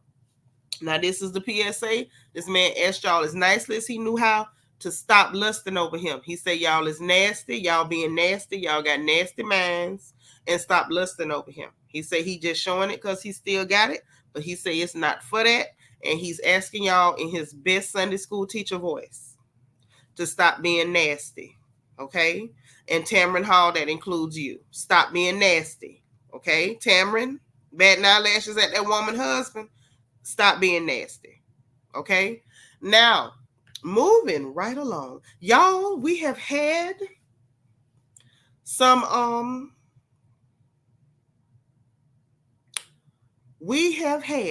Lord, Terry said, let me tiptoe back out of hell. Yep, tiptoe back up out of there. That's right. Once they get married, they automatically ugly. Ugly as hell. Stop looking at people's husbands. So, look. We done had some drama take place on the YouTube. Now. How now, brown cow? Y'all know Seanitra, I do not normally talk about YouTube mess. I don't have time. It's only every now and then. If the mess is significant and it's earth-shaking enough, do I open my mouth to jump on it? This time, we got to get down on it. Get down on it. And what I'm talking about is this little clear boy by the name of What's the Goddamn Dirt. Now, some of y'all may have encountered What's the Dirt. You may have encountered this man. He's from Canada. I mean, complete with the weird maple syrup accent. You know what I'm saying? And he was doing breakdowns of the whole Kendrick and Drake beef or whatever. That's how he got his channel popping, because his channel wasn't doing nothing really, from my understanding. And then all of a sudden, he started blowing up because he was just, going on the Instagram and going on, not on Instagram, but Instagram, Google, different places, and kind of like looking up stuff, snooping a little bit, and trying to break down the different meanings to the videos, and not the videos, but the lyrics to the songs and all that. Well, he was doing good, but he's a clear person. And so he's a visitor in hip hop and black culture. And baby, this is a visitor that got way too comfortable. He said some out the way stuff, and the black folks on YouTube been ripping him a new one, and I mean a new one. Now, one of the folks is the company man, Justin Hunt. Now, a lot of us know about Justin Hunt. Justin Hunt is the person who actually created that space for people to be breaking down videos, as he calls them, long form videos, reviewing hip hop and rap songs and their lyrics and things like that. And so this clear young person, I don't even know if he's young. He looks a little elderly, but something tells me he's young. You know, something in his energy, but it's not his face that says it, but his energy says young. And he got too comfortable, said too many things, and for whatever reason, while being a tourist and a visitor in Black culture, became incredibly incensed and insulted that he was reminded that you are simply a visitor in Black culture. So the company man, Mr. Justin Hunt, gave a critique, and that clear gentleman lost his ever-loving mind. So what we're going to look at is, I think the best thing for us to check is the company man's response. Okay, so we're going to review that real quick, and I'm going to put his link in the description box as well to the video and the link to his channel, because I want y'all to support the company man. The fact that he's been on as long as he has and doesn't have 1 million subscribers is insulting. Okay, so we're going to review his video here. Okay, while I'm sick, blowing my nose and stuff, we're going to watch that. So get ready, turn your sound up, invite a friend, like my video, please, and thank you. All right, so let's get this up and queued up.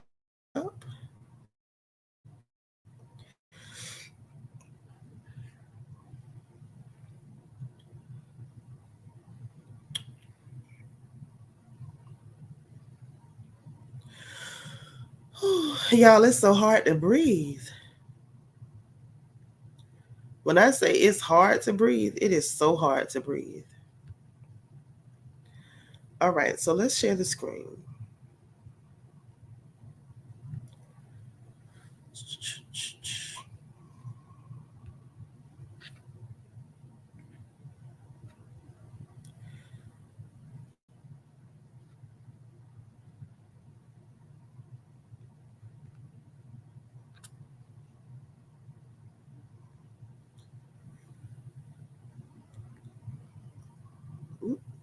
Not that one. There we go. That's good enough. All right. So we're going to let it rip. This is the company man. This is his channel. Shout out to him, and make sure y'all go subscribe to this brother's channel too, okay?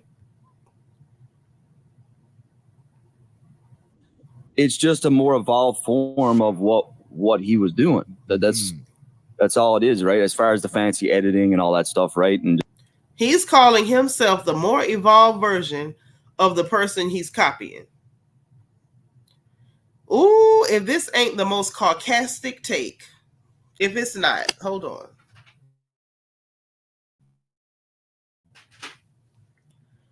This has to be the most sarcastic take I've ever seen in my life. Let's go. And like the company man said, it's just a more evolved form of what he was doing. That's all it is, right? As far as the fancy editing and all that stuff, right? And just the way that things are being explained. But at the end of the day, he was the first to do it. Yeah. What are your thoughts? Which is a pretty crazy accolade. Yeah.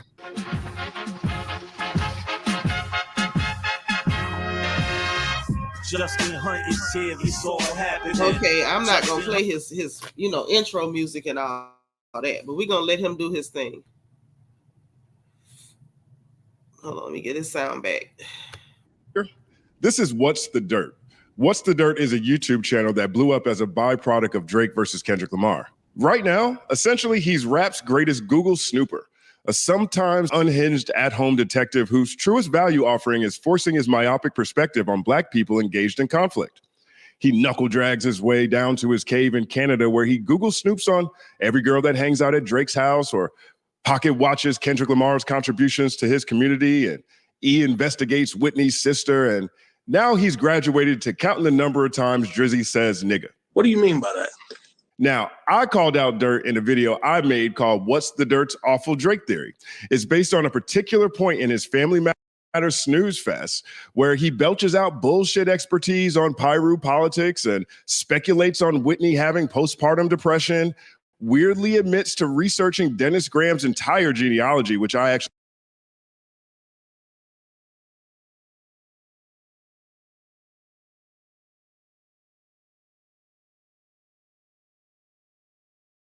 My bad. I had hit mute so I could blow my nose. I'm gonna run this back and let him talk because I absolutely do not want to interrupt this brother. He's so well spoken. But he's correct. It got weird. Just for those of you all who didn't see what's the dirt, his review, he claimed it was a review of Drake's song, but instead what it turned into was just like the most microaggressive racist rant I've ever seen in my life. It got super weird, super fast. He is not joking. Hey, Niecy Rose, the beautiful and gorgeous Niecy Rose. She's here. Our Ghanaian bombshell is in the chat. But yeah. Sandy, thank you for checking. No, I'm not gonna go to urgent care. I might do a boil though. I might do a boil. Okay, so listen, thank you for being number 135, Niecy. Thank you, boo. All right, let me run this back and let y'all hear him from the start. I don't want y'all to miss anything he said. I really don't. Watches Kendrick Lamar's contributions to his community, and E investigates Whitney's sister, and now he's graduated to counting the number of times Drizzy says nigga. What do you mean by that? Now, I called out Dirt in a video I made called What's the Dirt's Awful Drake Theory.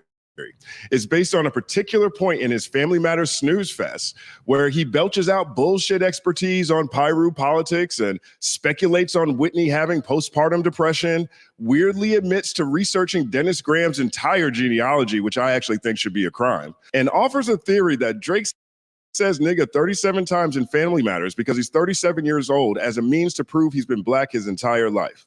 And what's also really clever here is that Drake is 37 years old and he says the N-word 37 times on this track. And I believe his reasons for doing this is he's basically saying the word for every year that he's been alive to symbolize that he was indeed born black. What did you say, nigga? And look, I know this is all about culture and not really about race, but no matter how you spin it, a lot of the themes that Kendrick uses in his own music, Drake's family also went through, and that is his heritage. I went through his dad's This is the type of genealogy. stuff that got him in trouble. If y'all are listening, this idiot said Drake's dad's family went through it. Drake didn't go through nothing. And it's wild because he is a visitor. He's a tourist. So this is somebody who really thinks that because you look at black people, you become obsessed and you're weirdly obsessed with black people. That by watching us, you know all about us. You can now check us on us. You can now decide and describe blackness like Justin was saying, his take on his expertise in gang politics. Like, what do you know about a gang clear boy from Canada? Renee is in the house. She said, hey, y'all, make sure y'all register voters, okay? And we're not telling you how to vote. I don't agree with that over here, so I'm never going to tell you how to vote. I do not agree with gang politics on voting. Everybody vote your conscience, okay? But make sure you're registered. Make sure you vote, okay? But, yeah, dude all of a sudden had gang politics and he knows everything. Like, I know everything about you in words. I can tell you what's going on here, and I get to say what's factual and why Drake has a right to do X and Y and Z in your culture because I'm an expert on your culture while not being you. I'm telling y'all, it gets funny. It gets really hilarious. His family's from the deep south, right? They were indeed enslaved. They're from the deep south. They were enslaved. This idiot thinks that Black culture is all about who had an enslaved ancestor. Listen now. They really had it bad, and you can't remove that blood from Drake. Jesus Christ. Jameson, famously. Listen, the ad-libs and whatnot that Justin put in freaking hilarious, y'all. I'm sorry.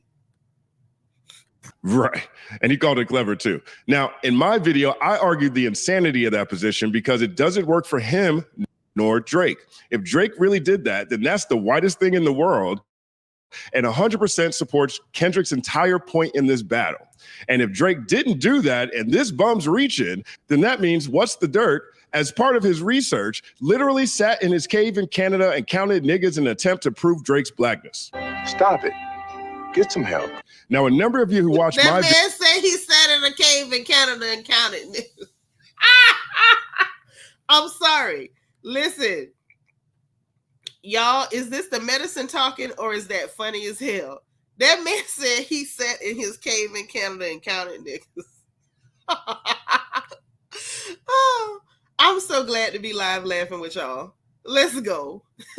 Let's go. video, notice there was about 10 minutes of black space at the end of the original post. Well, that black space was all the things I liked about Dirt's Family Matters breakdown. Sure, it took me 2 days to get through it because it was laborious and felt like homework, but there were actual nuggets I appreciated. Here's a clip. But I think I see the reason in why it's so long. When he started talking about how this video was going to be 3 hours or whatever, I think most of us assumed he was just talking about the song itself, but he ends up breaking down Buried Alive freestyle, which was only posted to Drake's Instagram that most people hadn't covered. And that part of the battle was pretty interesting. It's interesting to hear his take on that. And then also one of the things that he focused on in this breakdown is also things that were happening in the video. Things that were happening in the video. And so I can understand the length and detail of this track and why. Here I'm gonna try to skip past a little bit because here he was just kind of like giving him props for the decent stuff that was in the video, but he's gonna tell us why he took that out. Actually wasn't the van. Now, I know what you're thinking. Why would I take out the good stuff that I had already recorded before I published the video? What would make me do that? Well, that's because in Dirt's offensive Family Matters video, he decided to include a clip of me saying something positive about his channel without my permission. He didn't reach out. We've never actually talked on the phone or in person. He just did it on his own volition because that's what low-value clout chasers do. Here's a clip. I'd argue that. I think What's the Dirt's probably the most exciting new channel in hip-hop right now. I guess sitting in your cave in Canada counting niggas is a lonely endeavor because What's the Dirt is desperate for validation. He's thirsty for it. That's why you'll see him pop into any chat of any streamer who mentions his content. That's why he super chats academics so he can have a public conversation with his idol. And that's why he has 12 black voices clumped at the end of his videos, supposedly co-signing the product of his latest Google snooping endeavor. It's a very well thought out video and he did his thing. I thought this was masterful. I could tell What's the Dirt analyzes. Not only that, but he listens to a lot of hip hop. This is amazing. That breakdown was dope, man. He did a great job, bro. I'd argue that. I think What's the Dirt's probably the most exciting new channel in hip-hop right now. And that guy, What's the Dirt on YouTube? Yeah. I watched a bunch of his videos. Oh, he's dope. He's dope. Being on YouTube and like watching like What's the Dirt on, the breakdown, I appreciate the Drake record a little more. That shit was fire. Yeah, he was going to. Now, I don't know how Curtis King or Moni or Screwface or anybody else feels about him laundering their reputations in a video of him sitting in his cave in Canada counting niggas, but I didn't like that. I didn't like that at all. Especially because my video that he clipped my positive comment from was actually critical of how he chose to market his then upcoming Family Matters video. He got caught by the internet trying to say that Kendrick was lying about Whitney from his cave in Canada, but actually album wrong and the year of the interview wrong. In his post, he used that evidence as an example of his objectivity because he doesn't know what words mean. He thinks being objective is covering two separate things the same way, even though they're different. The Celtics and the Pistons aren't the same just because we're in the NBA, just like a PlayStation and an Xbox aren't the same, even though both are video game consoles. The good one has Ghost of Tsushima. So my video, which is called What's the Dirt's First Misstep, I talked about the problems with modern media where armchair Google snoopers like What's the Dirt present opinions as fact based on their narrow perspective when actual real lives are at play. I approached it in the fairest way possible, complimenting him on his channel and the anticipation he's built around upcoming releases while offering some perspective that might help him or anyone else avoid jeopardizing their credibility. Throughout my career, when I see an opportunity to help passionate people with promise looking to advance in the field of human endeavor, I do my best to offer perspective. I also compared that specific section to Trap Lord Ross and Academics' Warren Chirac channel, but also stated I didn't believe What's the Dirt was a culture vulture. What's the Dirt wants to be Academics when he grows up, but I can't see that ever happening. Academics, whether now, I'm gonna stop right there. This is where me and the company man like differ. I absolutely see Dirt as a culture vulture. He is just like Vlad TV. He wanted to infiltrate and had to a certain degree. I don't think anymore. After this one, after sitting in his cave in Canada counting niggas, as the company man said, but absolutely Vlad 2.0, it was to infiltrate and benefit from Black culture while looking down on, feeling superior to, and feeling like an expert, and feeling like he had the room to speak as an expert on a culture that you do not belong to. It's almost like he got too comfortable and forgot he was a tourist. And I absolutely see him as a vulture. This is not your culture, but he was absolutely eating from it. To me, I think we could see him as someone who's not a vulture if you were just a channel that analyzed music from all genres. But when you, as someone who is clearly not a part of hip hop culture, Black culture, urban Black culture in any way, and your sole focus is Black urban hip hop culture, you are absolutely a freaking vulture. So that's where, me and the company man different. I think it's because he was trying to give him the benefit of the doubt. I think at this point, like by the end of his, this video that he's doing now, we're going to see that maybe his opinion of Dirt changed, but I always saw him as a vulture. Like, he did a good job, but I always kept my good eye on him because of who he is. Like, period. But let's get back. there's a barrage of insults on a daily basis on multiple platforms. What's the Dirt crashes out over criticism delivered with kid gloves. And that's another point too. I'm gonna back it up a second, but he's right in what he's saying, that like he idolizes or he wants to be like academics. Now I know it's hard for us to believe that somebody wants to be like Acatitty, but this is somebody outside the culture who only sees the numbers. So, you know, for those people, they're obsessed with numbers. And I think he would love to be able to be the next Acatitty, or to even dethrone Acatitty and be the new Acatitty, because he's like, well, that black guy has this spot. I can take his spot. And I think that's exactly what he wants to do. I honestly believe that's why at the beginning of that beef, he was not attacking Kendrick, even though what Kendrick was doing jeopardizes him being able to be a vulture, because what Kendrick did during this beef was shine a light on the actual culture, who belongs to it and who is not like us. So I feel like he truly, you know, didn't want to be giving favorable reviews to Kendrick, but I think he did so because Academics was getting dragged over hot coals for glazing for Drake and attacking Kendrick. So I think that was a maneuver to like kind of maybe glean or take audience, or like the anti-act people, because, you know, Kendrick said, you know, he was compromised. So I think he was trying to like, you know, kind of grift and pick up and glean and gather some of the people who were anti-academics. Okay. And so then once he felt comfortable and got too comfortable, he showed his hand, in my humble opinion. He absolutely wants to take the audience that Academics has. I think he wants to do what Academics does. But the company man made an excellent point. You can't, because we drag Akatiti daily. This man got an sexual assault case. We drag him for snatching panties. We drag him for his titty sweat. We drag him for sitting in that chair till it stinks.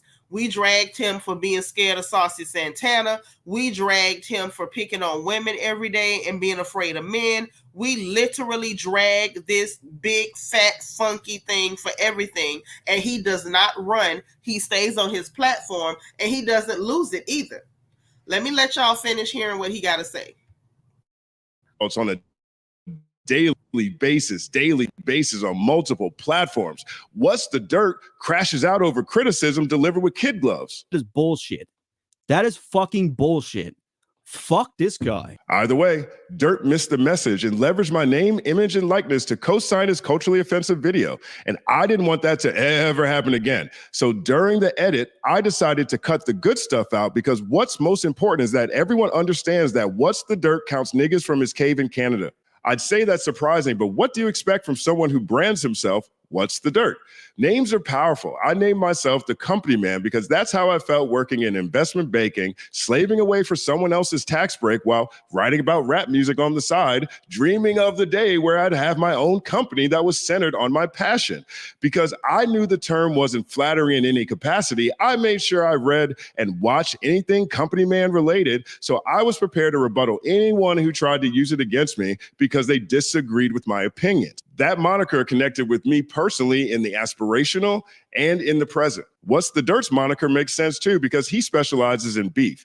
He has 26 videos on his channel and 21 of them are about Black people embroiled in conflict. Take a look at this page. You don't see his face. You don't know what he looks like. Who he is secondary to what he's promoting. Of course, there are almost zero white people, just a sea of Black faces feuding. Hip hop is a vast aquarium full of kinds of Dirt only focuses on the Black ones fighting. This is his chosen This right revenue stream. here. This is Exhibit A on why I said this man is a freaking vulture. Why is your whole channel devoted to Black conflict and fighting and struggle? It's like you wanna display Black people in a certain type of way. It's like with them boys over there in the UK, and I told y'all I was gonna mention them, and now here they go. It's and Giggles, Fuhad, and whatever that boy's name is, the yellow one and the dark one.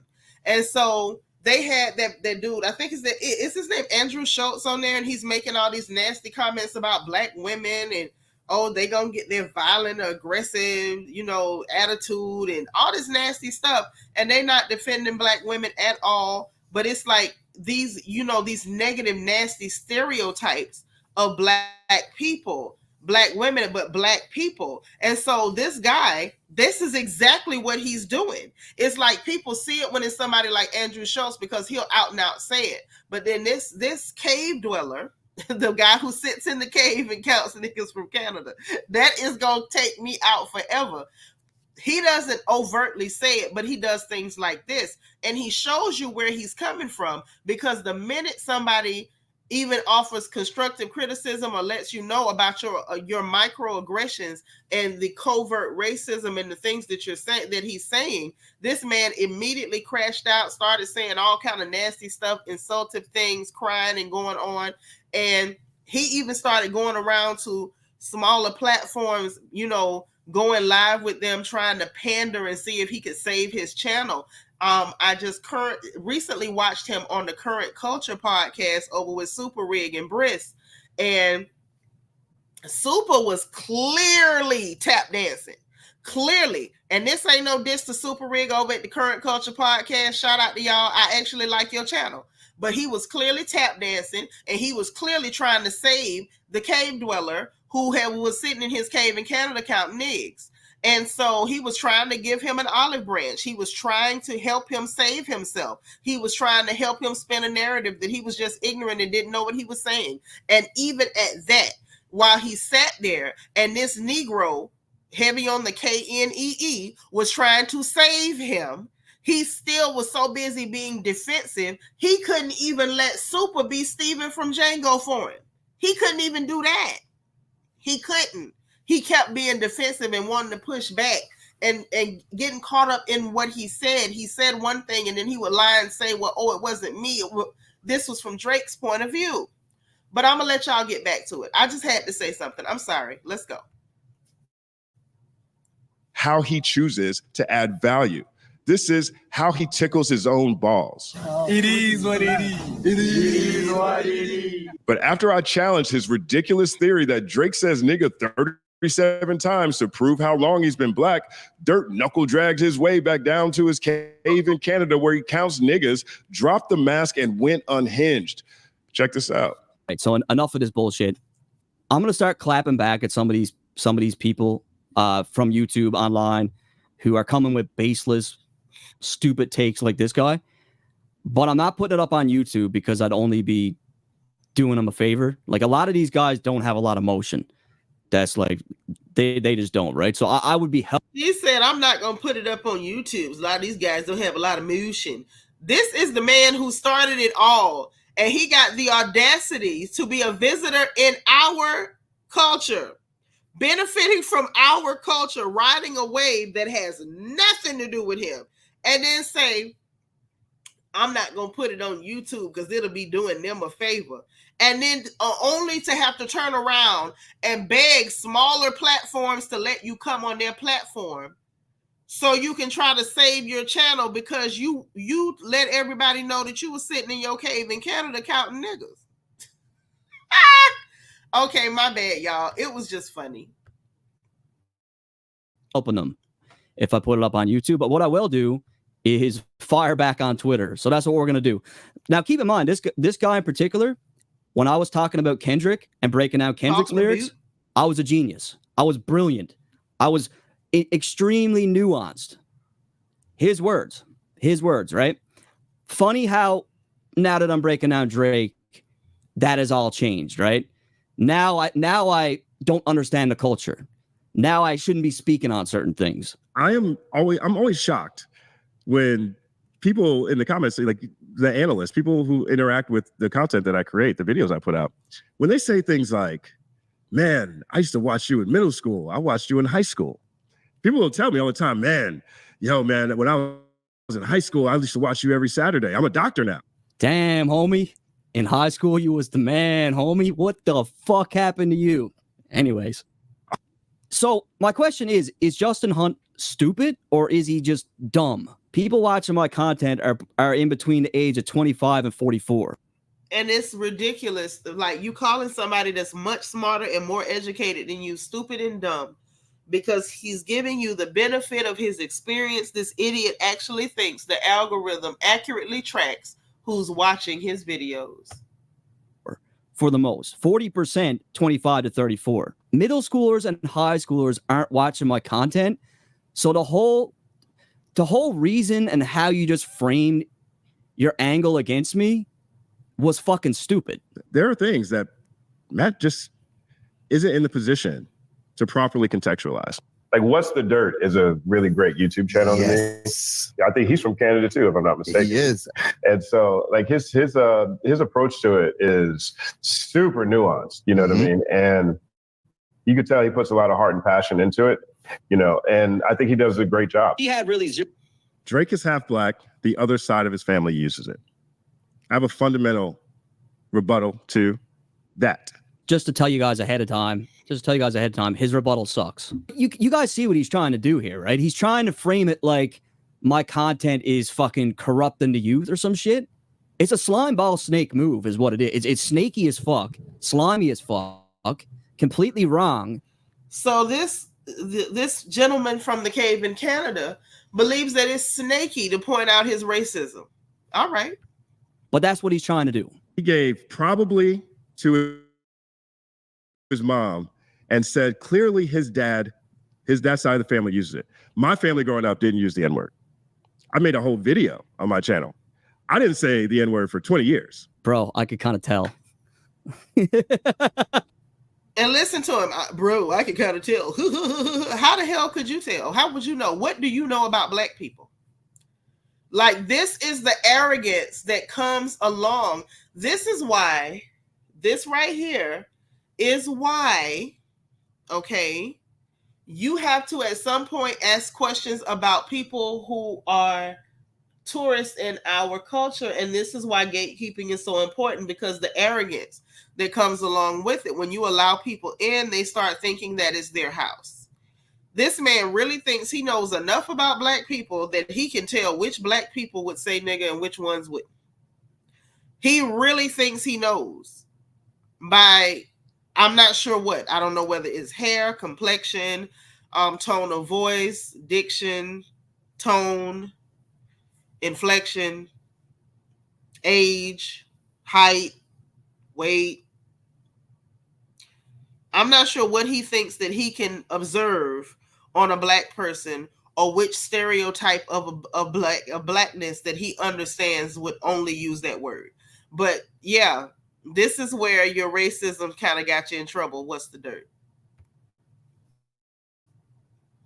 I didn't say the N-word for 20 years. Bro, I could kind of tell.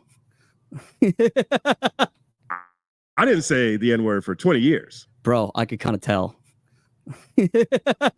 You see what he's trying to do to me there, right? He's trying to frame it like I believe every black person uses the N-word and every black family uses it. Now, I didn't think I need to put this clip in the fucking video, but this guy obviously doesn't know what he's talking about when it comes to this. So let's look at why I would say that about Drake's family. And I'm also like, I come from a family in Memphis, Tennessee, where it's like, it's just something we say to each other, you know, and it's like, I personally don't believe this guy's really that intelligent. I don't. To me, it's clear that he took the. He doesn't think somebody that's degreed is that intelligent. From his cave in Canada. Did you even graduate high school? I'm sorry. Best Twitter talking points and regurgitate it into a video. There's also the fact that the last time he made a video about me, it did really well for him. So I see the play. But what he's trying to set up here and the shit he's trying to angle against me is fucking disgusting. It's snaky as... It's disgusting to point out his racism, y'all. Pay attention. He thinks it's disgusting to point out his racism, but not disgusting for him to be racist. So apparently, because we're all in this space, or because they both do the same type of content on YouTube, that his loyalty should be to him and not to himself or his family or to his community. It should be to you. Okay. Fuck is disingenuous as fuck, and I don't fucking appreciate it. This is a great example of getting lost in your own hubris. He said this is a great example of me being lost because he assumed that I assumed that all black families use the M-word, and he's trying to peg that on me and put that on me. That is bullshit. That is fucking bullshit. Fuck this guy. So you see what I'm saying? He uses this middle school, high school thing as like the basis of his fucking argument, which is completely idiotic because we just looked at the analytics. So his whole framework there is fucking stupid. Stupid. That is what he probably means. But like when you try to take words like that and reposition and flip it to contort whatever stupid ass narrative you have, this is what you get. This is what you get. How the fuck am I presenting things as certain when I preface with the word probably? You maybe. only said probably for his mother. You do know what those words mean, right? Probably and maybe. Do you know what it means? Not for sure. I reached for the fucking stars with Kendrick Lamar. Came with theories that like he was talking about the Kill Bill movie when that probably might not be the case. Like the most insane theories possible, like reaching for the fucking moon. And knowing myself that Drake does and is good at taking dates and numbers and flipping them and using it in his music, why can't this pertain to Drake? Why can't this pertain to Drake when he uses the word heavily throughout the track? He uses it heavily because it is a rebuttal to Kendrick asking him not to use it. So when I noticed he used it that many times, I'm like, holy shit, he's really turning up on this song. With his use of the N-word. Like, what the fuck's going on here? I did a quick Control F, and it came up 37 times. So that's pretty interesting. Now, am I saying it's a reach? It could be. But to, like, completely destroy me on it when I had my takes on 616 and Euphoria were fucking 100 times more insane, just proves that this is not a me thing. This is a Drake thing. This is a Drake thing. They don't want to hear anything about Drake. Drake is incapable of doing this. Only Your Highness Kendrick Lamar, Jesus himself, is able to do these types of things. That's what. Do y'all hear the vitriol in his voice? Do you have like honestly? Do y'all hear how vitriolic he is? His anger is about the critique, but his anger is also about people having a high what's the word? Having a good impression or having a positive impression of that black man. Like His Highness. You call this Negro Jesus. Dirt, you don't know nothing about black folks, do you? Don't you know black people love Jesus? And you came and thought that you could even infer that black people see this Negro as Jesus as much as black people love Jesus? And you think you know enough about us that you need to be critiquing and dissecting and giving your opinion on black culture?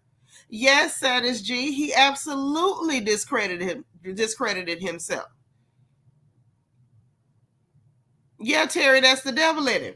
So he's angry because of the reputation and the esteem and the respect level that Kendrick has within his own community. So now you're referring to him as Jesus and his majesty, when in reality, if we're going to be honest, people didn't question the reaches with Kendrick because it's possible. Kendrick's a nut. So we know when he says stuff, it can mean 50 different things, and oftentimes it does. And a lot of times we don't catch it till later, and it's like, oh crap, that's what he was referring to. No one believes that when it comes to fraudery, because number one, he don't write his music, and number two, he's not bright. I'm not sure he graduated from high school either. Maybe that's why he feels so bonded to him. But let me let him finish. But y'all see how vitriolic and nasty he is, how angry he is at the respect level that the community has for one of their own, as opposed to someone who's not from our community repeatedly saying the word nig. It's someone who had to practice how to say it in the first place. All right. What these guys think. You guys seen enough. You see what he's trying to do to me, right? And the narratives he's trying to paint. Like, he focused on that 37 years old thing because that trended on Twitter. That's how I know he lacks intelligence, because he's focusing on one of the most minuscule, smallest aspects of the video. But because that did well on Twitter, he put that in his video. But it's because he doesn't know what he's doing, though, right? This guy's a fucking snake. I'm telling you, fuck this. Jesus Christ. On the YouTube Music app, Wait. He said that clip he got of that little boy saying Jesus Christ is so funny. I'm sorry. Jesus. Now, I'm a naturally gracious dude. My grandmother, Ernestine Powell, rest in peace, she always implored me to move with Christ and keep an open mind. My mom, Chantel Hunt, rest in peace, she told me to carry myself with respect, but don't be no punk about my shit. So that's why we're here. But before we move on, let's rebuttal his projection-laden bullshit real quick. Dirt advertised his Family Matters video by saying how easily Kendrick Lamar lied about his relationship with Whitney during a Breakfast Club interview. Yet in this situation, he says we should just believe Drake saying he grew up around black people because that's what he told whatever little kid he's talking to in the clip Dirt just showed. Now, if he had just included that clip in his breakdown, he wouldn't have to defend his position this way. Either way, but this actually means that the guy we've been showering praise on for his research didn't remember that we all watched Drake learn how to say nigga over the course of his career. Yes, does this look like a guy who grew up with people saying nigga in his household? Be like, yo, that's that nigga, you know what I'm saying? Be like, yo, that's that nigga, you know what I'm saying? Be like, yo, that's that nigga, you know what I'm saying? Also in that Crash Out video, which is never going away, by the way, he said that I said that he was lost because I assumed that he assumed all black families said the N-word. But I didn't say Dirt was lost. I said Dirt was lost in his own hubris. Hubris means arrogance, excessive confidence. Dirt doesn't appear to know what hubris means, which is why I believe, in my opinion, he ended up arguing some separate points he made up in his head. My disappointment is immeasurable. Also in this crash out video that's never going away, by the way, Dirt showed a clip of me giving him praise during a conversation I had with Friday Ricky Dredd because he continues to sell a low value narrative that people who don't like his Family Matters snooze fest must hate Drake. The only problem is he had to write when covering Kendrick on the screen because I never said the word Kendrick in that part of the conversation. So that was a lie. I actually love his Kid Rock video, which he made way back before he started counting niggas from his cave in Canada. A third point from that crash out video that's never going away. Dirt really thought he cooked when he pulled up his analytics to prove me wrong when I said I was certain. I said it with my full chest that most of his audience is in middle school and high school. I was wrong about that. I was categorically incorrect per his receipts. And that's easy for me to say because I'm a fully functioning adult who doesn't cripple under professional criticism. It is what it is. It is what it is. But away from the fact that more than one pair of eyes can watch a screen at the same time, or how parents let their kids watch things on their iPads to keep them busy, or how young people often make fake accounts with fake ages for more mature access, I was shocked. It felt like the majority of our audience at Hip Hop DX were young people because our analytics said the same thing too. They said the same thing as Dirt. I was trying to send the message that having an audience, any audience, especially a large audience, is a responsibility. He processed that as me saying that he's corrupting children, which I firmly don't believe. And if I did believe it, best believe, I would have made that point loud and clear. But Dirt is so lost in his own hubris that he can't admit that it's his fault. His fault that his most recent piece of work doesn't hit the same as his previous releases. And he's running around playing the victim in everybody's comment section. People told him weeks ago that 3 hours was way too much for Family Matters. He was so filled with excessive self-confidence, which is what hubris means, Dirt, that he didn't seem to consider that he probably would have had more success if he just split the Buried Alive Part 2 portion of the conversation into a separate video, which might have had a similar effect as his 616 in LA video, since neither of those songs are available on streaming. So it would have been fresh discovery for people not following this every day on YouTube. He didn't do that. He thought he could pull an FD signifier. He's not FD signifier. I don't think you have the facilities for that, big man. And most egregiously, the guy who has a reputation for spending all year calculating brain-exploding nuggets of new information, like the tow truck company that shipped the van that really wasn't the van on the cover of Good Kid, Mad City cover, or meticulously clocking Dennis Graham's DNA, Google snooping his way to YouTube fame off the power of rap's greatest rap battle, still doesn't seem to comprehend what's really going on. I don't know how under any circumstances that after watching the Shakespearean Shakedown, Kendrick laid on Drake's 100 gig head top, and the cultural response to Drake saying he's rapping like he's trying to get the slaves freed, Dirt thought that he was the best voice to reveal brand new information that Drake said nigga 37 times to symbolize how long Drake has been black. This is an excellent point that he made here. And it's actually kind of funny.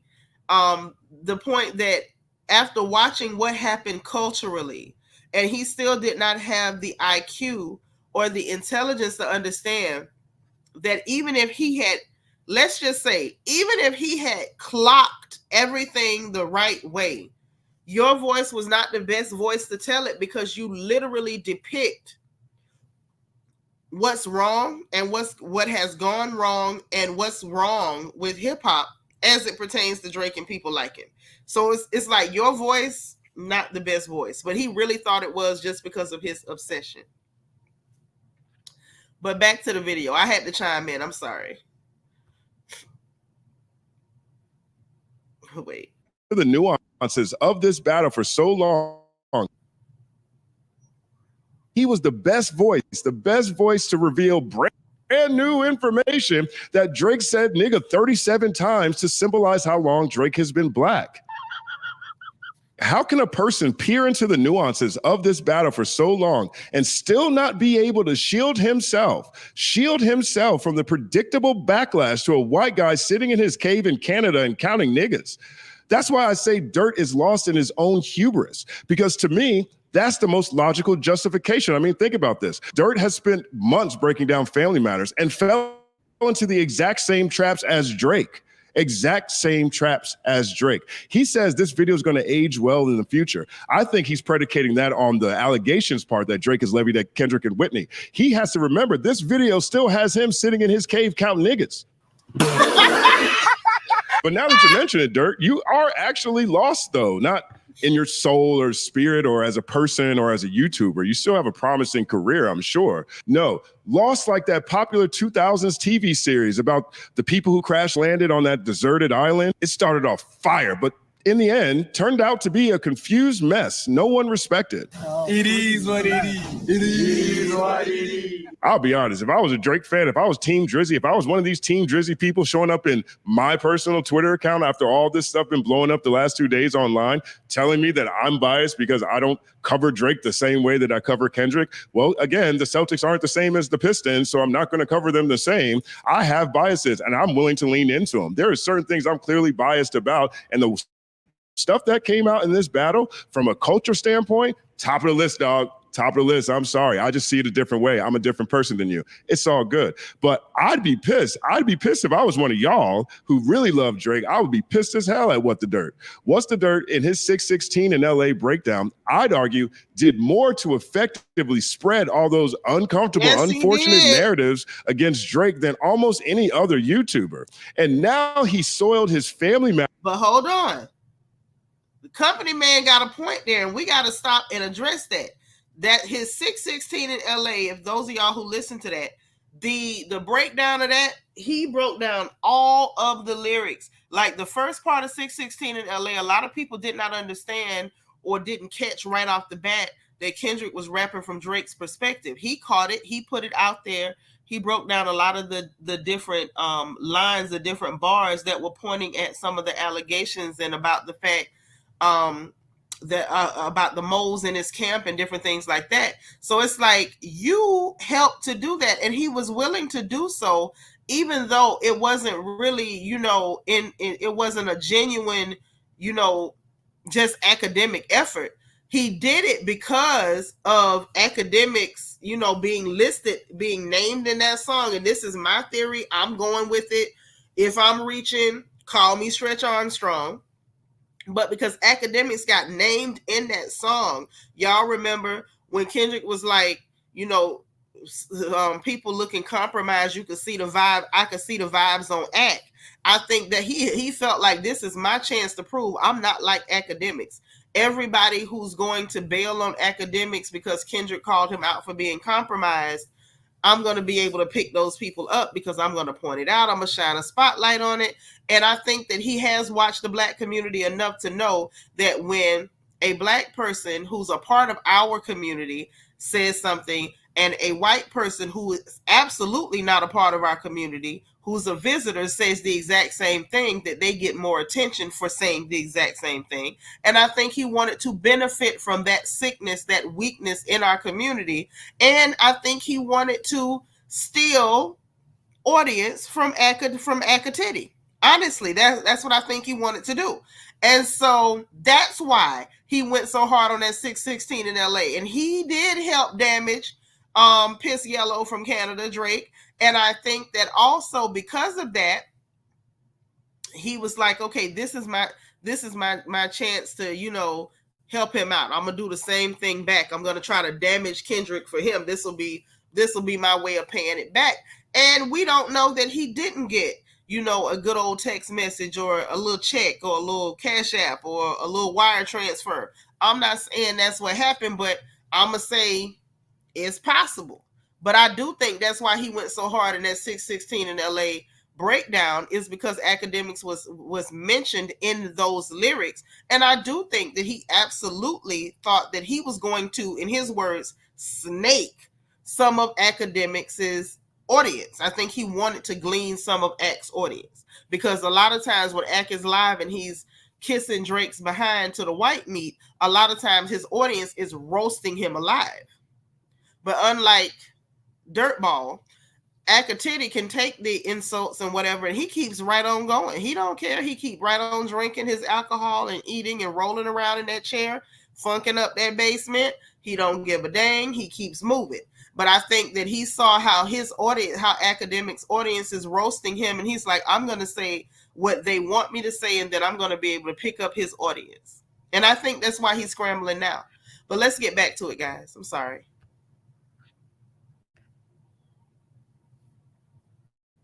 Matters video so badly that people are debating whether Drake is counting niggas to prove his blackness. No matter how you slice it, that's malpractice. Come on now, dog. Come on, man. And that's why I decided to cut out the good parts for my Dirt's Awful Drake Theory video, because in 10 or 15 years, when kids today, middle schoolers and high schoolers today, wherever they are, when they grow up and they look back at this battle and they want to see what's going on, there needs to be at least one other video letting them know that counting niggas was not a part of hip hop in 2024, right? Nor something to look for in rap songs. I need them to know that that was some dumb shit some arrogant douchebag sitting in a cave in Canada came up with because he's thirsty to reveal new information, even if there is none or no relevance. And he's willing to disrespect the culture, the artist, and himself in the process. Dirt also said I had no motion in my unhinged diatribe and decided he didn't want to put it on YouTube because he didn't want to help me out. He laughed when I said I wasn't raised in a household where N-words weren't allowed, and then doubled down for a few days online calling me Carlton Banks. Then he bounced around to every streamer, large and small, to plead his case and that he didn't mean it with racial undertones, and just about everywhere he went, his bullshit was rejected. 9-second applause.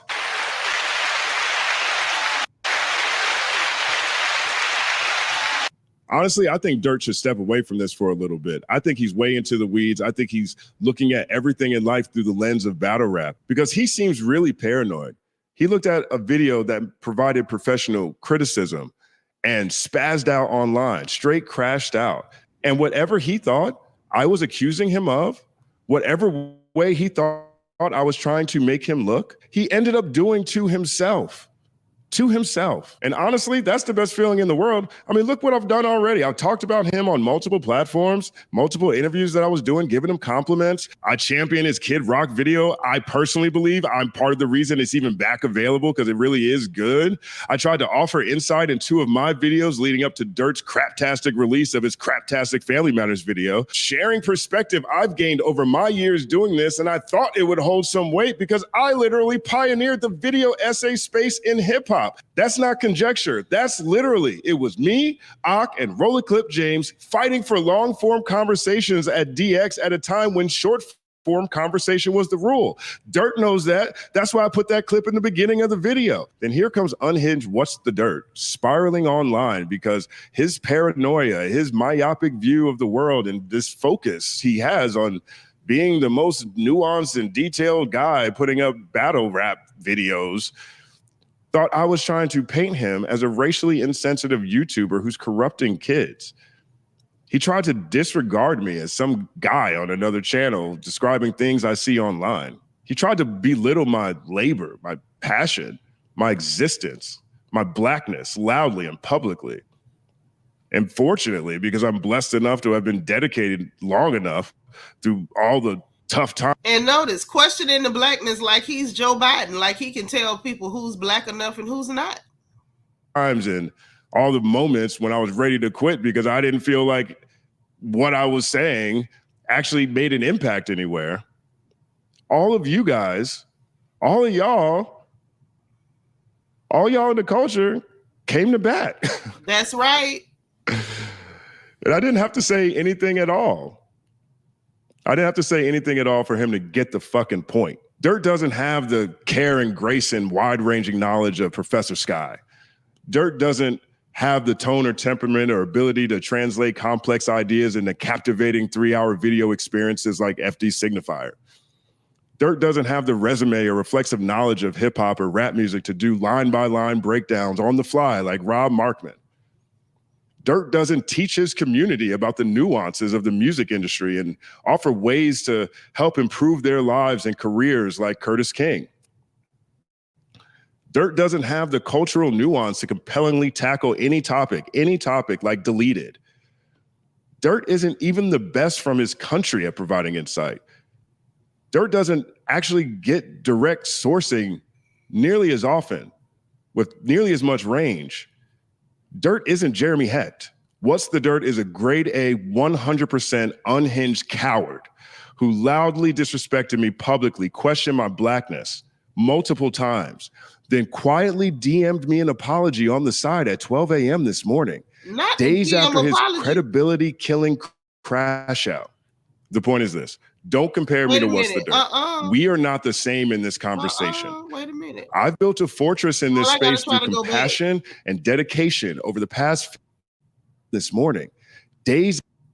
Okay, we got to read this. I'm sorry. Y'all know I'm nosy and I be in people business. Mama's Peanut just got in the chat. Thank you for being 154. One Proud Glamour says, okay, I caught up. Yes, we drank What's the Dirt all this weekend. Yes, we see. We stand with the company man. We sure do. So let's read this apology that he done sent in the DM, y'all. He say, hey, Justin, I truly wanted to apologize for coming at you sideways like that. The video I made about you was made in anger. I feel like I just took all of the hate I was getting and projected it on you. I was actually really excited when you shouted me out and even posted that clip on my personal Facebook. I know you're a good guy. I just felt offended with a few things in your video, but regardless, it didn't warrant that response. My girlfriend tried to stop me. I think I was just so frustrated with the backlash that I directed it towards you. You might not want to ever talk to me again, but I do want to say sorry. I would like to say sorry for the Carlton comment. I wasn't trying to question your blackness at all. Yes, the hell you were. This fool really thinks that black people fit into a few small categories. Okay. I wasn't trying to question your blackness at all. I just meant you're more straight edge. That was also another comment made in an unstable state. What the hell is straight edge? It doesn't matter how straight edge a black person is. We still may call you nigga. Okay. I would love to talk to you on the phone if you'd be down. I would totally understand if you didn't though. Child, it's got to be the weakest stuff. Listen, Grand Wizard, if you don't put your hood on and stand on business, that's who you are now. After his credibility-killing crash out. The point is this. Don't compare me to What's the Dirt. We are not the same in this conversation. I've built a fortress in this space through compassion and dedication over the past 15 years. A fortress that's been tested against enemies of all kinds, including myself. What's the Dirt is a 2-year-old algorithmic success story who has now graduated to counting niggas from his cave in Canada, who tried to tarnish my name publicly and loudly online while still laundering my reputation in his Family Matters video.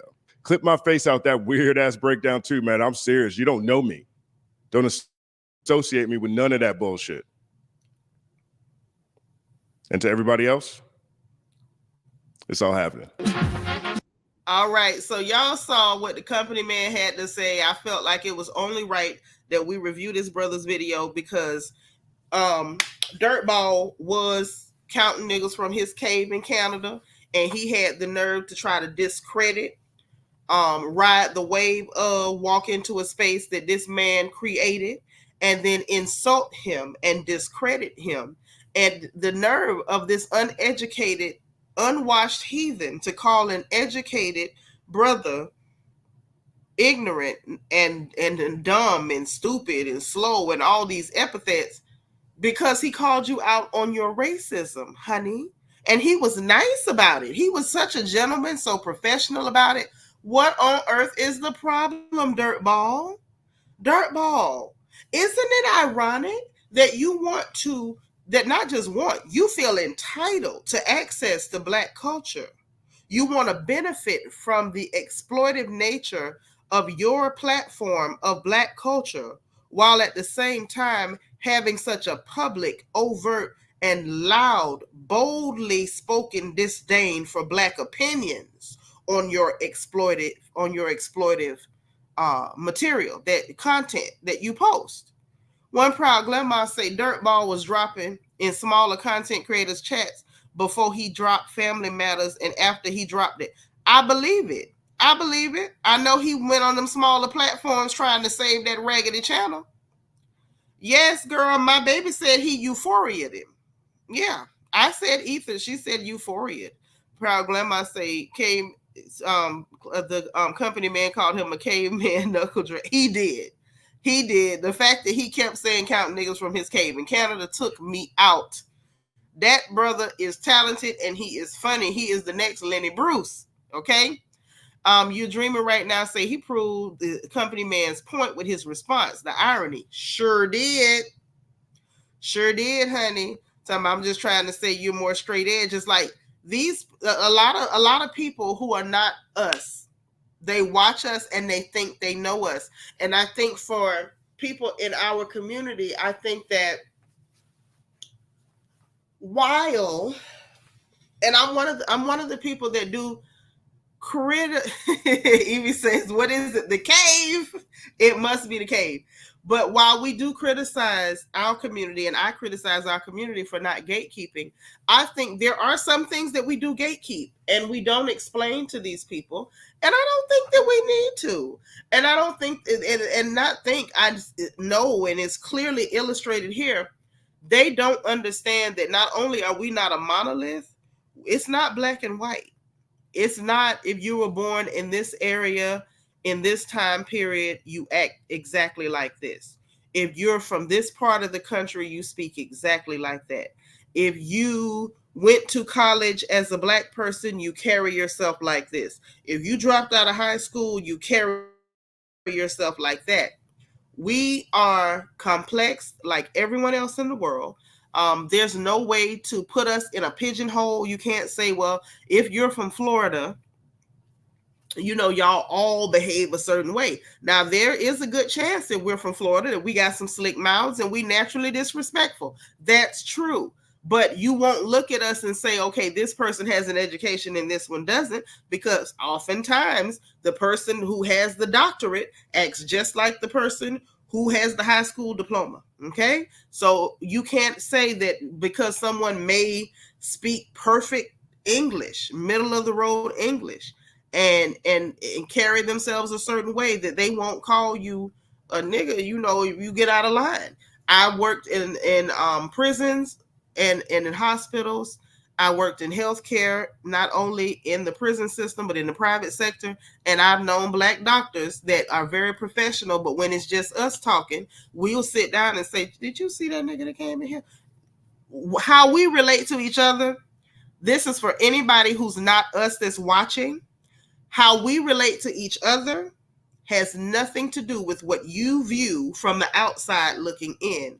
Do not assume that you know us because you obsess over us, because you watch us, because you follow us around, because you listen to the music. You may enjoy the food. You may enjoy the fashions or hairstylings or slang that we so colorfully evolve every now and then. There are things about us that you simply do not know or understand.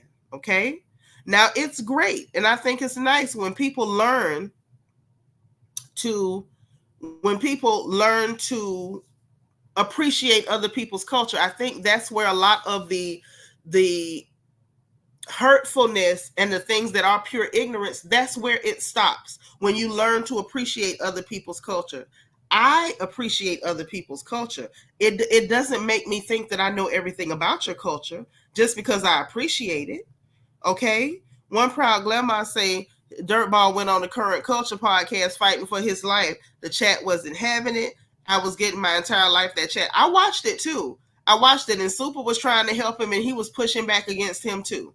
Evie says we got to act like them other people. Kendrick done opened the door for it. Sure has. And shout out to him and his mama. God bless her. Mother dear, we appreciate you. You did a bang up job with that one. Terry said he ended up backtracking and apologized. Yes, absolutely. It's a good thing, but I don't have a problem because we can all learn from each other. Like everybody on this globe, let me be very clear, because y'all know this is a B1 channel. I'm black first. I'm black out loud. I'm black on purpose. Okay. But I can appreciate something from everybody's culture. Okay. Everybody can learn something from everybody. So if people want to observe us and watch our artistic offerings, the music, the dance, the artwork itself, the fashion, if you want to appreciate our artistic offerings, that's fine. If you want to enjoy us as far as entertainment goes, because that's an art form too, that's fine. If you want to observe our daily living, and let's just say that your mama raised you not washing your meat before you cook it, and you start watching us beautiful Black ladies in the kitchen, and you notice that we wash all of our meat before we season it very well, before we cook it, and you say, hey, I want to try what those Black ladies are doing. That chicken sure looks good with all those herbs and spices. We don't mind that. We're actually tickled.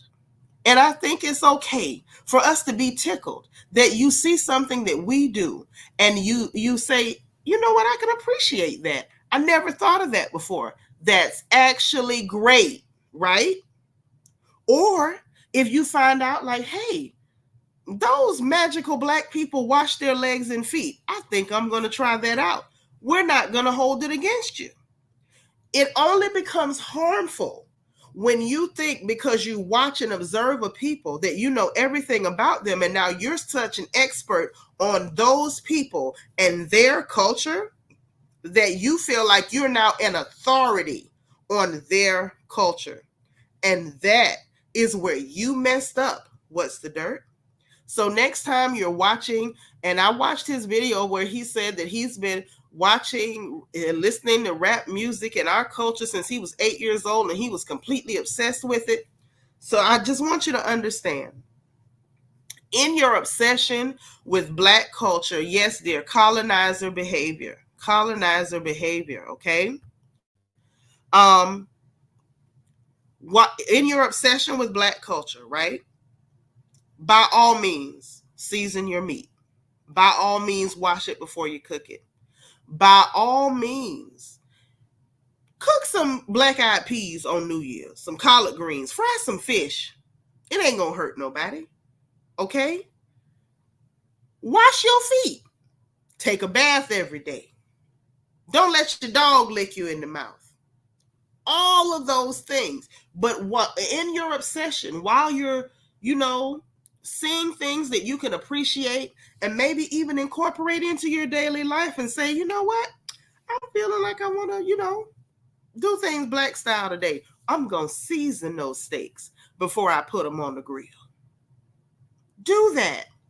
But do not become so enthralled in your hubris. Remember that word, the word that you didn't know the meaning of when you were criticizing Justin Hunt? Do not become so enthralled and overwhelmed by your hubris that you start to consider yourself an expert or an authority on Black culture. Don't do it. It's a mistake. It didn't help your channel, and it won't serve you well in the future. That's all I'm saying. So listen, y'all drop a 1 in the chat if anybody wants to StreamYard. I'm interested to hear what anybody has to say. I want to hear y'all's thoughts. I mean, I'm open to it, but I did want to say that, just the dirt. I know you've been checking smaller platforms. I'm small. If you happen to run across this, that's my advice to you. Season your meat, take a bath, keep your house clean. Little stuff like that. Change your underwear. All that stuff that you hear us Black people brag about. Do all of those things.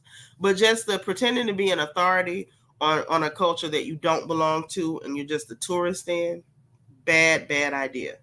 Okay? Hey, on my days, thank you for being 157. So listen, I don't see any ones for StreamYard, so I'm assuming nobody has any opinions, and that's cool. I'm going to let y'all have it. We've been in here for 2 hours and 40 minutes and 42 seconds. So I'm going to let y'all have y'all Sunday back. I do apologize again for still being sick, but I had to come hang out with you guys because I missed you. So listen, you know what time it is, right? If you didn't hit the like button on the way in, I want to please implore you to hit the like button on the way out. Subscribe if you've not. Bell. Make sure you click all so you'll know every time we go live on this channel. Make sure if you want to join channel membership, there's a join button beneath the video and a membership link in the description box. We got the link for our merchandise store so you can get your crown gear in classic black and gold or our emerald crown designs, and the link for my book, Little Girl, Big World, Survival Guide for Girls Leaving Home for the First Time. We want to keep our daughters, nieces, granddaughters, and neighbors safe from guys like Diddy and Drake. So make sure that every little girl you know has a copy of that book. The link is in the description box, and you can go to Amazon.com, type in Seanitra, and it will pop right up. Okay, we got a new subscriber by the name of Neek. On our way out, you guys spam the chat with the word welcome. Neek, we're happy to have you, pretty lady. All right, also guys, in the description box we have the link for our Amazon storefront in case so we can shop together, and my Amazon wish list in case you want to send snacks, goodies, or anything else like that. Okay, so listen, y'all enjoy the rest of your Sunday. I'm gonna take some more medication and put my head down, and if the gossip permits, I will be back. All right, so I appreciate you guys. I love you guys. Please enjoy the rest of your day. Be positive, be productive, encourage someone else, encourage yourselves, and remember, in case no one else says it to you, God loves you, I love you, and there ain't nothing you can do about it. Talk to you later.